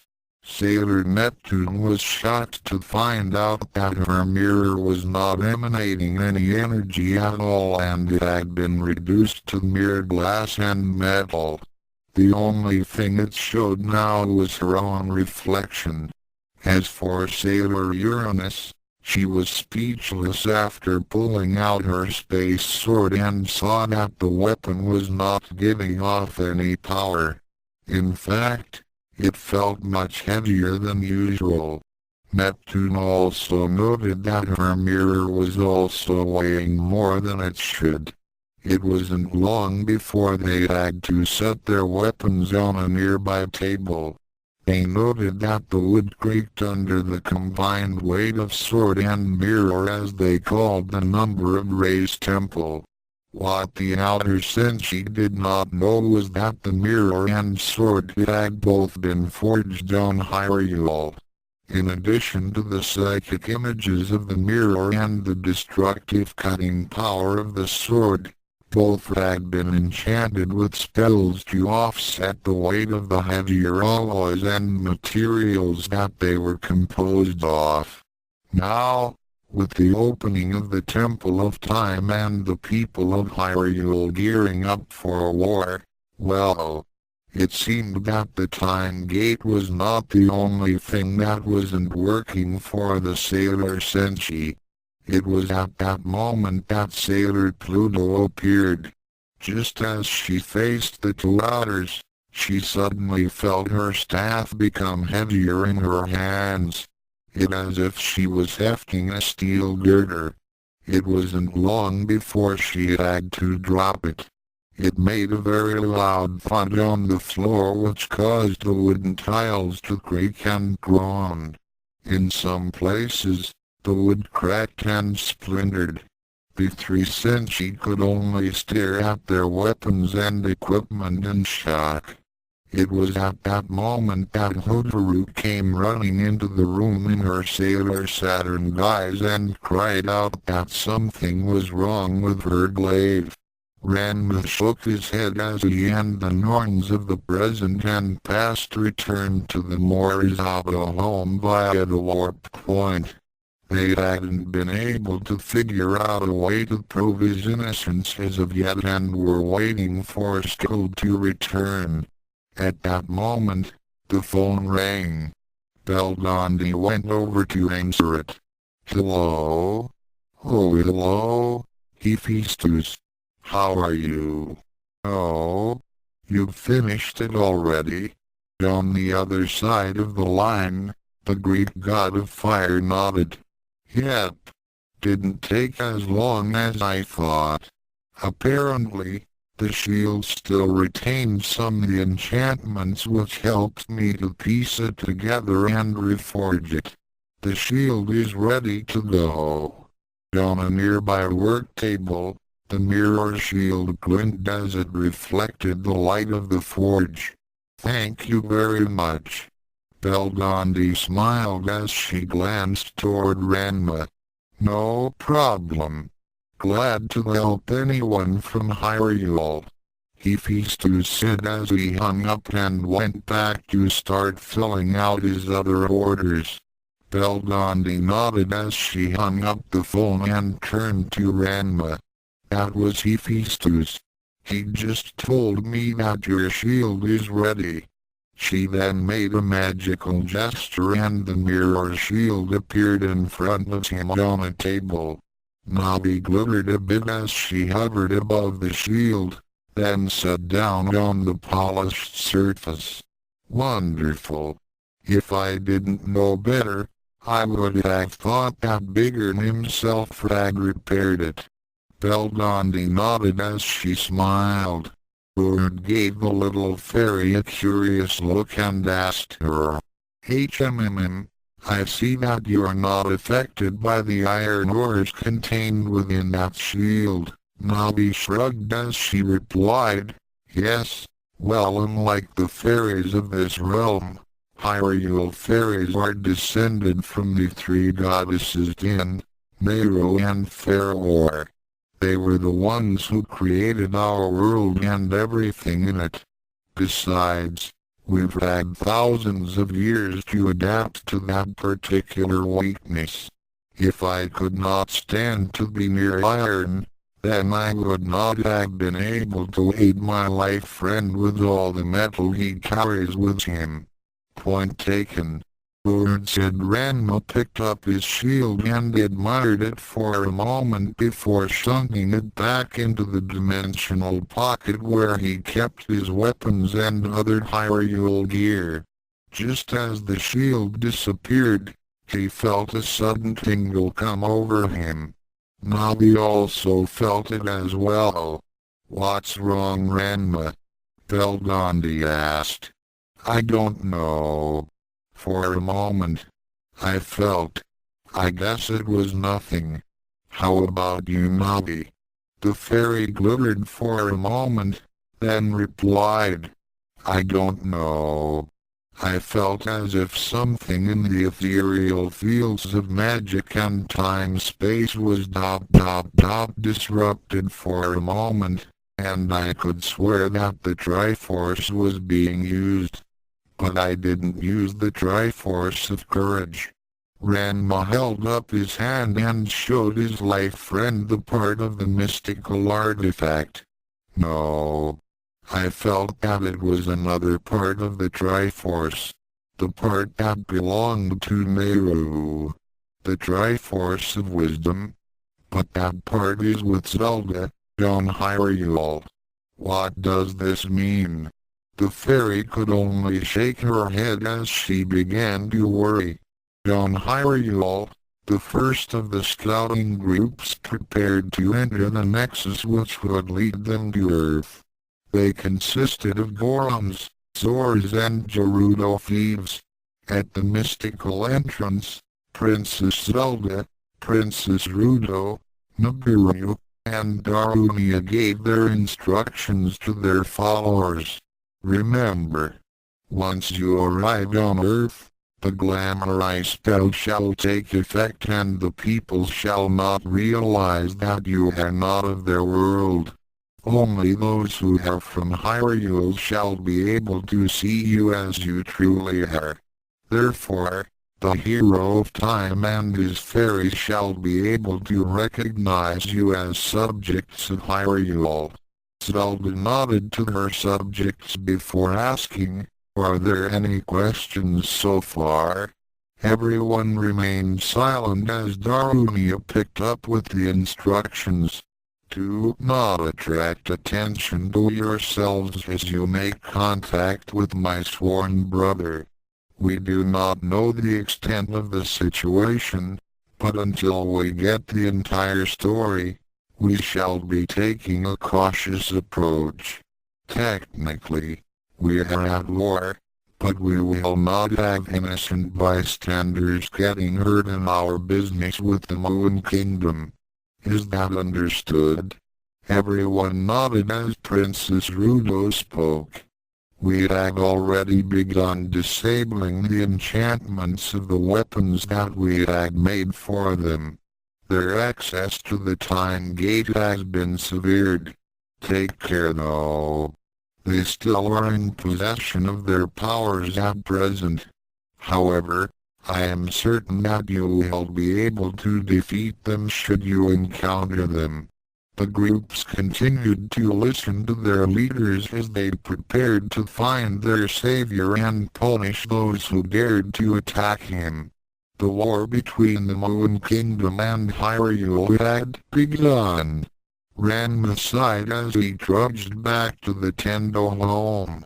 After receiving his newly repaired mirror shield and storing it back into its subspace pocket, the hero of Hyrule and his fairy companion were now trying to figure out their next move. The three Norns had promised to stay in contact with him through the Triforce of Courage, should any new information come up. It was at that moment that Ranma's right hand began to glow as Farore's section of the Triforce appeared. The team looked down at the back of his hand as he held it up. What's going on, Navi? Ranma asked telepathically. Is it Belgondi or her sisters calling me? The fairy shook her head. I don't sense their influence. The Triforce of Courage seems to be reacting with something else. Then, just as suddenly as it started glowing, the section of the mystic relic dimmed and faded back into Ranma's hand. Just beyond the outskirts of Tokyo, on a meadow some 2 kilometers outside of the city, a large circle of light suddenly shimmered into view. A small group of individuals passed through the mystic portal before it winked out of sight. The Hyrule exploratory party had arrived. In mere moments, the strange visitors from the world of Zelda were enveloped in a shimmering mist as the Glamour spell took effect. The rocky hides of the Gorons and the scaled surfaces of the Zors instantly took on a more human appearance as normal skin. Their body proportions also took on human dimensions, though only visibly. Physically, they remained the same. The Gerudo thieves, who were already more or less human-looking, with the exception of the Ploondiers, received only minor changes in their physical appearance. Their somewhat outlandish garb was replaced with more conservative clothes. Since both Gorons and Zors normally did not wear outer garments, the spell created an illusion of attire for camouflage and a sense of modesty.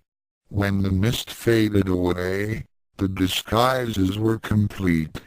No one would ever know that they were from the kingdom of Hyrule. They began moving toward the city limits in search of the hero of time and to stop the ones who were trying to destroy him. At Rei's temple, Usagi and her friends gasped when Sailor Pluto and the rest of the Outer Senshi appeared. Without her garnet rod to help focus her abilities, the Senshi of Time had a difficult time transporting her comrades. Since the mystic energies which powered their weapons were no longer available, Setsunan had to use her own personal stores of mana energy to temporarily reactivate Neptune's mirror and Uranus' sword. She could do nothing for Saturn's glaive or her staff. The abilities of the Elders were severely limited now, and she could only think of one way for them to regain their full powers and ensure the future of Crystal Tokyo. For that goal, it would have to require the combined might of all the Sailor Senshi. The Hyrule Knight must be destroyed. Pluto said with finality. The inner Senshi were speechless at this announcement. At the home of Devil Hunter Hyoko. Grandma. Look at this. Hyoko's grandmother turned around and saw that the ring on her granddaughter's finger was glowing. What does it mean? Hyoko asked. Madoka's eyes narrowed as she studied the ring that was handed down throughout the generations of her family. Something big was going to happen, and soon. She had a feeling that it had something to do with the Hyrule Knight. She never truly believed that he had been destroyed during that last attack by the Sailor Senshi, and had felt a kind of kinship with him. She could tell that he had destroyed his share of Yuma and monsters. He actually used the Soul Sword and fused it with his own to create a weapon that annihilated the resurrected Tokima. Whatever or whoever had brought back the hated enemy of her family was evil beyond belief and must be defeated. The former Devil Hunter knew that the Hyrule Knight was out there somewhere and would be needed to battle the greatest evil this world would ever face. However, they would have to find him first. To be continued. Author's notes here. I know that it's not much of an update, but I had to replay the Ocarina of Time to get a feel for it again. It's been a long time since I wrote down this. A lot of readers have asked me to add elements from the new game, Majora's Mask, and I'm considering it. Anyway, next chapter we will see a confrontation between the weakened Senshi and the Hyrule warriors, and you can be sure that it won't be pretty. Saffron will be around to watch for his opportunity to gain more power, and Ranma's going to have his Hylian hands full. Be there. Asterisk Chapter 11 Asterisk Chapter 10 Part 1 Bad Time to be a Senator. Legend of Ranma. Disclaimer. How long ago was it? Thoughts and Telepathic Communication. Chapter 10 Bad Time to be a Senshi. Part 1 Phoenix Mountain. Saffron smiled as he sat on his throne and contemplated. Recently he had felt a surge of power emanating from across the time stream and knew that it was connected with the Triforce of power that he had in his possession. Apparently, the attack on the Hyrule Knight and the Triforce of Courage had triggered a response that he had not foreseen. The Phoenix God had felt it with his part of the relic, but he had also sensed something similar to it. He looked down at his right hand and studied the artifact. He knew that the solid triangle at the top represented his portion of the Triforce, and that the lower, empty triangle on the right was Link's, so that left only the remaining triangle on the left. From what he had been able to discern, whatever had caused that huge surge in temporal energy had something to do with that missing portion. The deity grinned. He had been wondering how to get a hold of that final piece after he had taken the Hyrule Knight's Triforce of Courage. Now it seemed that he would have a chance of getting the entire thing. The first piece had made him a full god. The second piece would put his ranking higher than most of other deities in heaven. The final piece. He couldn't even imagine of the possibilities, for they were too mind-boggling. However, after receiving the Triforce of Power, Saffron was consumed by an overwhelming desire to possess the other parts, and he would let no one, not God nor mortal, nor Hylian, stop him from achieving his goal. Link laid down his food down in the tent of guest room and sighed. Flittering beside him was his fairy companion Navi. What are we going to do, Navi? If I go out as the Hyrule Knight again, then those sailor senshi are sure to attack us. You're innocent, Ranma. This was all a frame-up. The little sprite said.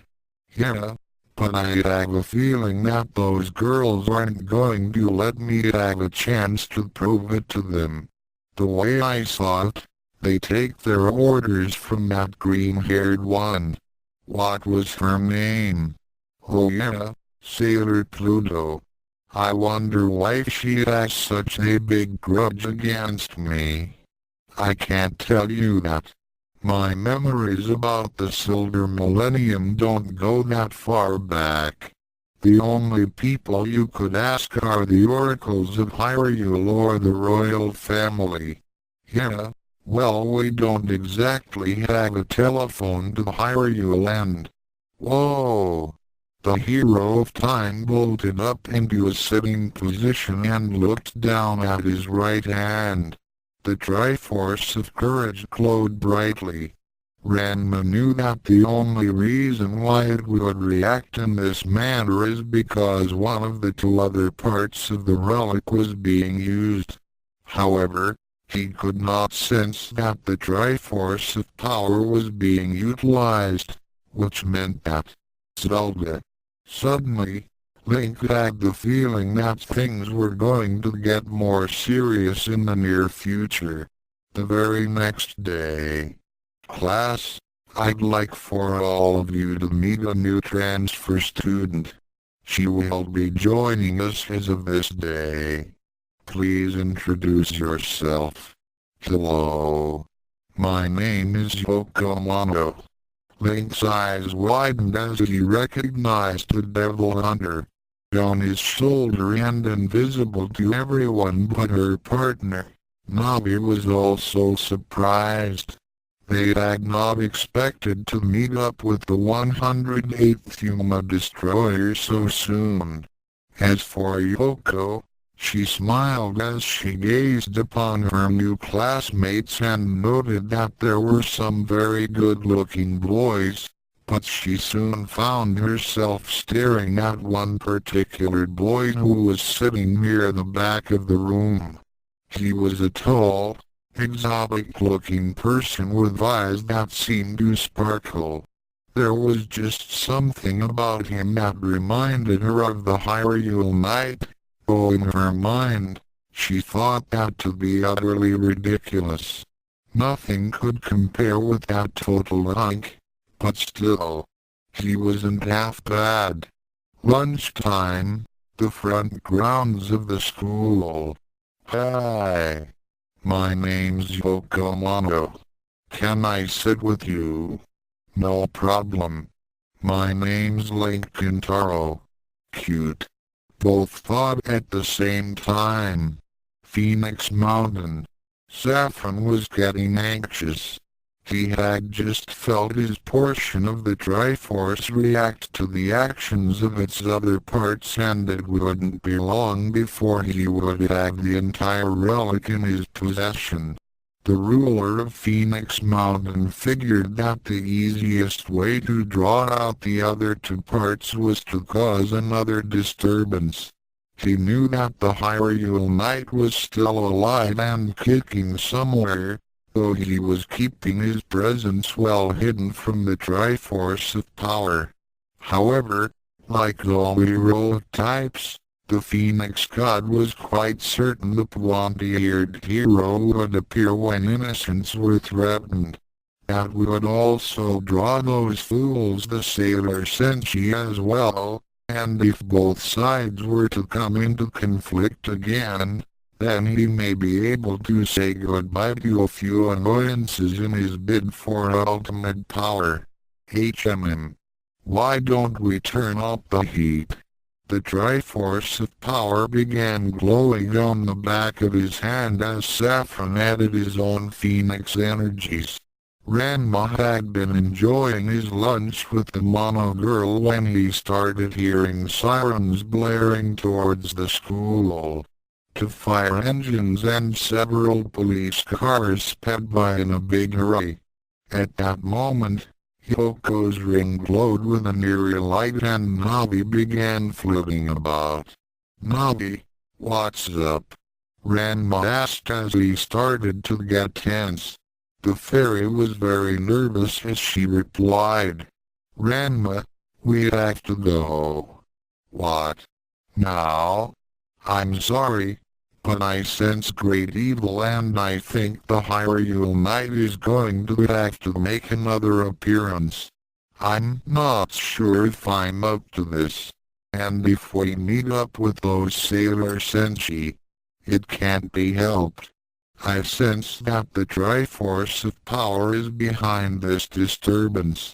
With a quick glance to his hand, Ranma noted that the Triforce of Courage was glowing slightly, confirming Navi's suspicions. Ranma winced as he looked up to give Yoko an excuse for leaving her so abruptly, but by that time, she was already long gone.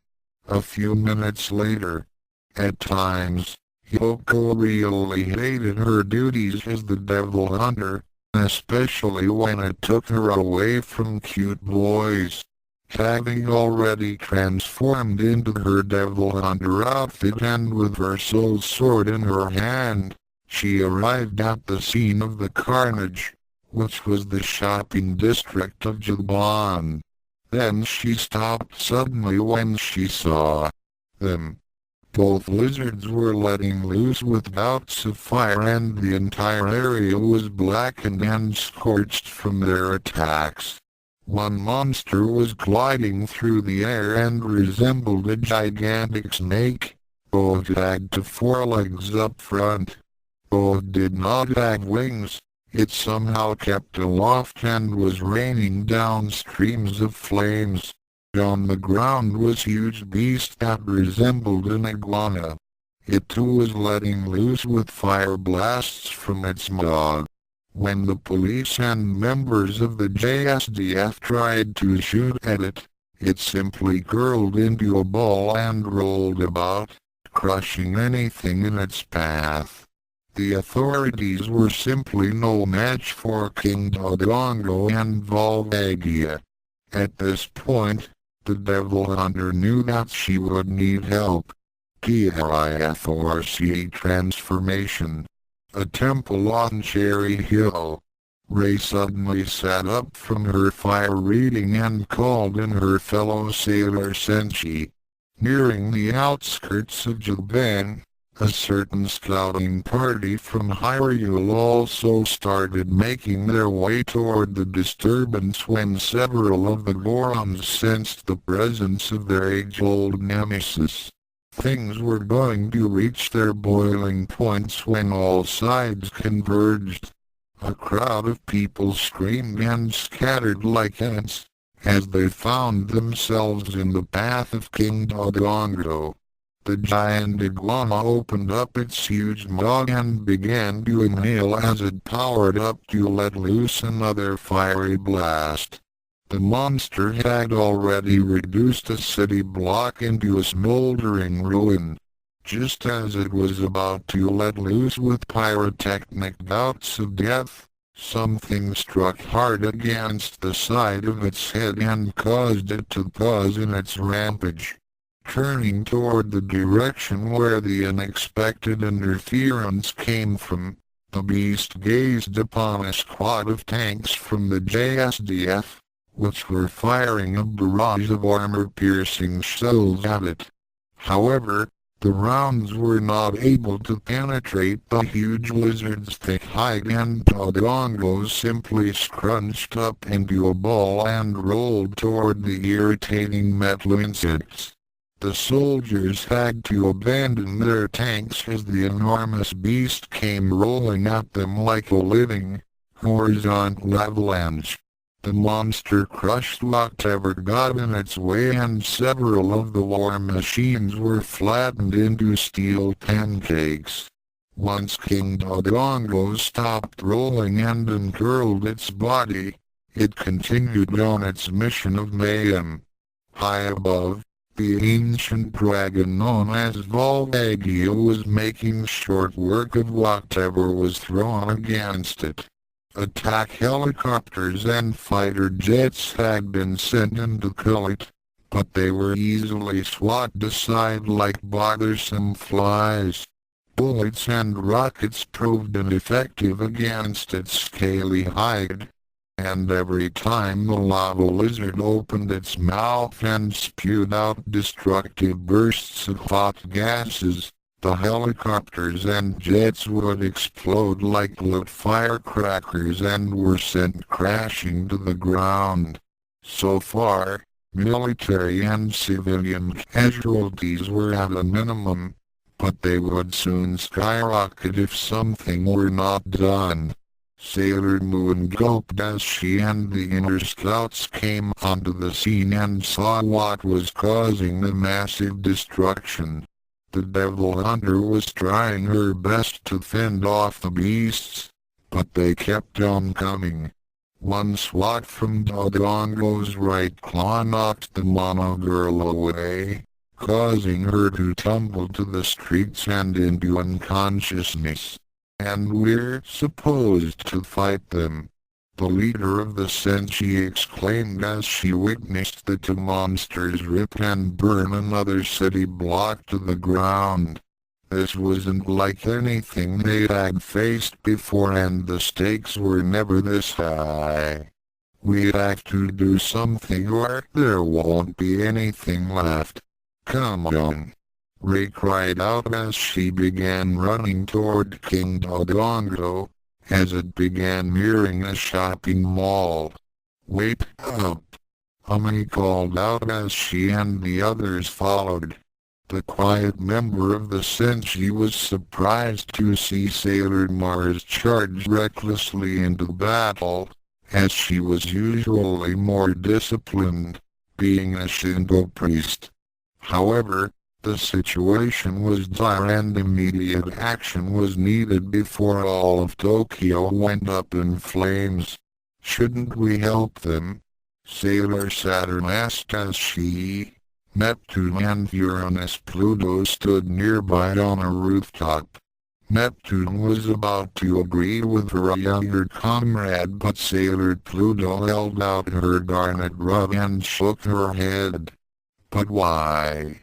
The Guardian of Time took a deep breath before replying. All this is because of the Hyrule Knight, and I'm certain that once we destroy him for good, then the future of the Crystal Tokyo will be assured. He will appear, that much I am certain. Once he does, then we shall finish him. Permanently. Kokiri did not like the way the normally quiet Senshi of Time was sounding. She had seen Setsunan in her intense moods before, but since the loss of the Time Gate, her heart seemed to have hardened to the consistency of tempered titanium. But what about that other person? Saffron? We will deal with him as well. But the Hyrule Knight is our top priority right now. His attack on Princess Serenity's daughter cannot be forgotten or forgiven, as that act has shown his true colors. These monsters and those others are always doing. They appeared when he did. We don't have real proof that he's behind all this," Neptune interjected. "You saw him attack Rinne, Mishiru. What other proof do you need? He was just pretending to be our ally. Then he turned on us." Uranus was eager to mix it up with the Hyrule Knight. She was convinced that once he was eliminated, then the Time Gate and their weapons would be fully restored. "But what about Usagi and the others? They need help." Saturn watched in fear as the inner senshi were losing ground against their monstrous adversaries. "We will help them when they need it. But remember that our weapons and powers are limited now. We'll save our strength when our true enemy appears," Pluto said with confidence. Phoenix Mountain.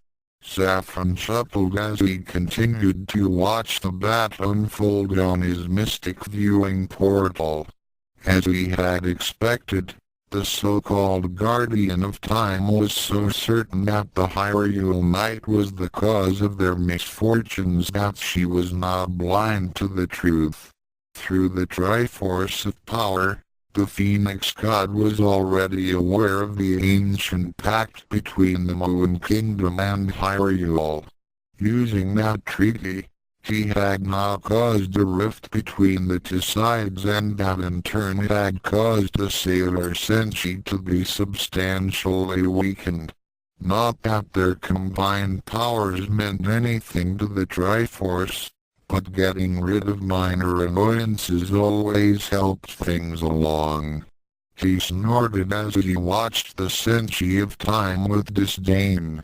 As far as he was concerned, Sailor Pluto was nothing more than a hypocrite. Then again, beings with godlike powers tended to bend and break the rules, then make up new ones to suit their superiority over lesser beings. It had been a simple matter to turn her against the bearer of the second piece of the Triforce. That would make things so much easier when Saffron took possession of it and the Triforce of Wisdom, which he sensed was nearby. Now all the minor cast members are here and ready to play out their meager roles. The only person missing from my little drama is the star. Ah, and there he is. Saffron smiled as he saw that Link was approaching the scene of the carnage. He felt a slight twinge of pain in his temple, then dismissed it as a minor ache as he watched the scene. Sailor Mars screamed as she barely evaded another fiery blast from King Dodongo. She had just found out that her flame sniper attack was useless against the lizard's scaly hide. The flame arrow had bounced off without any effect, and any other attacks were just as ineffective. The other senshi were discovering that their powers were also having no effect on the giant iguana and its flying counterpart. Mercury's freezing powers weren't strong enough to overcome their fiery abilities, and their thick, scaly hides deflected electricity and light energy as well. Sailor Moon continued to whine as she ran around frantically to avoid being roasted. It was at that moment that Mars tripped over something, or rather someone, and fell hard on her bottom. She saw that she had come across the unconscious body of the Devil Hunter. Looming over them was the past pain of the Goron's existence as it prepared to barbecue them. Burning them and the rings of fire bounced off the lizard's scaly hide, and the senshi of fire braced for the end. If you can't hurt them from the outside, then try for the inside. Mars looked up and saw a figure stand on the fire escape of a nearby building. The newcomer made a spherical object appear and pulled the top. The fuse became lit as he tossed the object toward King Dodongo. Just as he was about to exhale another gout of flames, the monster suddenly shut its mouth as something was thrown into its gullet. It took on a puzzled look as it reflexively swallowed. Then, boom! The massive body of the beast shuddered as a muffled explosion rocked its insides, causing it to fall on its belly.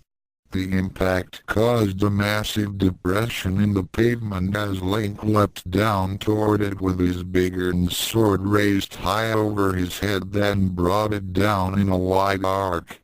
Edged Hylian steel cut into the beast's skin near its snout, causing King Dodongo to let off a thunderous cry of pain. As it had done so before, the giant brute curled up into a ball and began rolling toward its opponents. Link quickly swept up Mars by the waist and swerved to the right. The enemy of the Gorons rumbled by, crashing into another building and leveling it to the ground. Before the Senshi of Fire could react to what was happening, she was immediately thrown to the side as Link dodged bouts of flames that came down from above. Apparently, Volvagia had spotted its old enemy and was now intent on taking revenge on the hero of Hyrule. The Hylian barely had time to bring up his newly repaired mirror shield to deflect the searing blasts being emitted by the dragon. Things were getting hot. Just a few blocks away, the scouting party from Hyrule, who were currently using glamour spells to hide their true appearances, began nearing the place where the battle was taking place. In the lead were the disguised Gorons, who of course, were well acquainted with the likes of King Dodongo and Volvagia. Their scout leader was an old friend of Ranma's during his days on Hyrule. He was a burly Goron by the name of Dio, who never turned down an opportunity to eat or get into a brawl. He had a bit of an impatient streak and wasn't above taking chances. However, he had been selected to be the team leader, due to his courage and ability to take charge in dire situations. The Gorons began to pick up the pace, and as they got within one block of the carnage, they immediately dropped their disguises and began brandishing various implements which caused blunt trauma, such as heavy maces, clubs and staves. Behind them, the Zors also getting ready for battle. Among the fish people of Hyrule was a childhood friend of Princess Ruto. Mizu, was considered tall by his race's standards and quite handsome. He was very proficient with various water spells and an expert with the spear and trident. Bringing up the rear were several Gerudo thieves and members of Zelda's royal guard. They had decided to hold back in reserve in case the others needed backup. WHANG.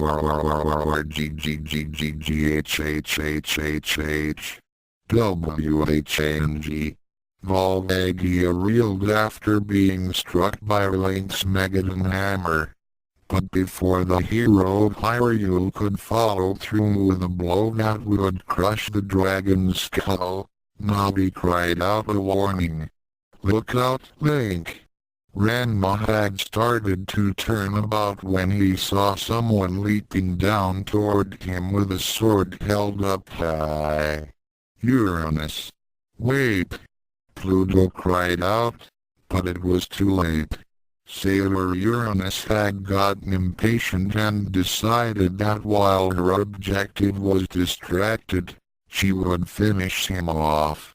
One well-placed slash from her space sword and Crystal Tokyo's future would be assured. With that in mind, she powered up all the energy she could into her weapon and leapt down from the roof. The enchanted blade came down toward Link's head, but it would not reach its destination as a massive Goron-forged steel came up to block. Ranma brought up the Megadon hammer in time to block the blow. The heavy head of the Goron weapon collided mightily with Uranus' sword. Magical energies crackled against one another as the two surfaces made contact, then, snap! WHABOOM.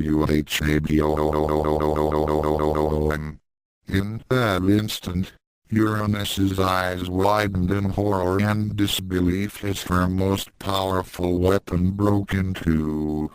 With Zelda's removal of the sword's original enchantments, the temporary recharge by Pluto was insufficient to counter the sheer force of the weapon that was designed to shatter dragons. A heartbeat later, the hammer's head continued in its arc and the tomboy Senshi was thrown backward by the impact. Fortunately for her, Link had not swung at full force. Even the protection afforded by her sailor outfit would not have prevented her body from being pulverized.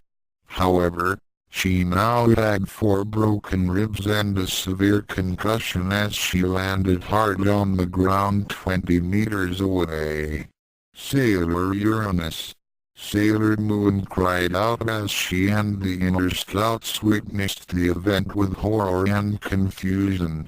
Sailor Pluto and Neptune leapt down toward their fallen comrade, leaving Saturn on the roof.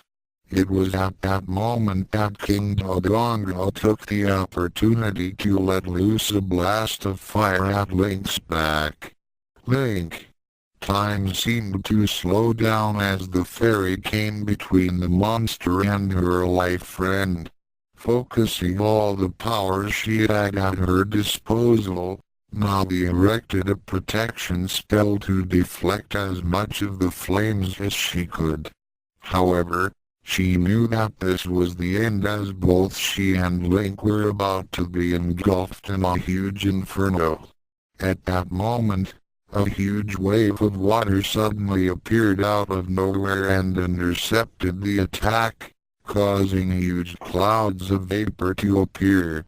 At the same time, several large boulders began rolling onto the scene, colliding with King Dodongo and knocking it off balance. The boulders immediately uncurled themselves to reveal huge Goron warriors as they stood in front of the Hyrule Knight to protect him. A moment later, the Zors appeared after finishing their water spells, and joined the ranks of their stone allies. Link was more than surprised to see Gorons and Zors on Earth, but he didn't complain as he also prepared to fight alongside his friends against the two monsters as the battle began to reach its climax. On Phoenix Mountain, Saffron smiled as he watched the battle. It was all going according to plan. To be continued. Author's notes. Shara, I know I'm a stinker for leaving you hanging like this, but this chapter was getting so long, that I decided to break it into 2 parts. With the new ideas popping into my head and several computer crashes, I've been really stressed over finishing this. In any case, Part 2 will be the conclusion to this battle, and I assure you that the Outer Senshi will soon really regret their actions. And what is Saffron's ultimate plan? Well, that's going to be revealed eventually. 1. I decided to use some of the characters suggested by my readers. Dio and Mizuru were Toriyagami's idea.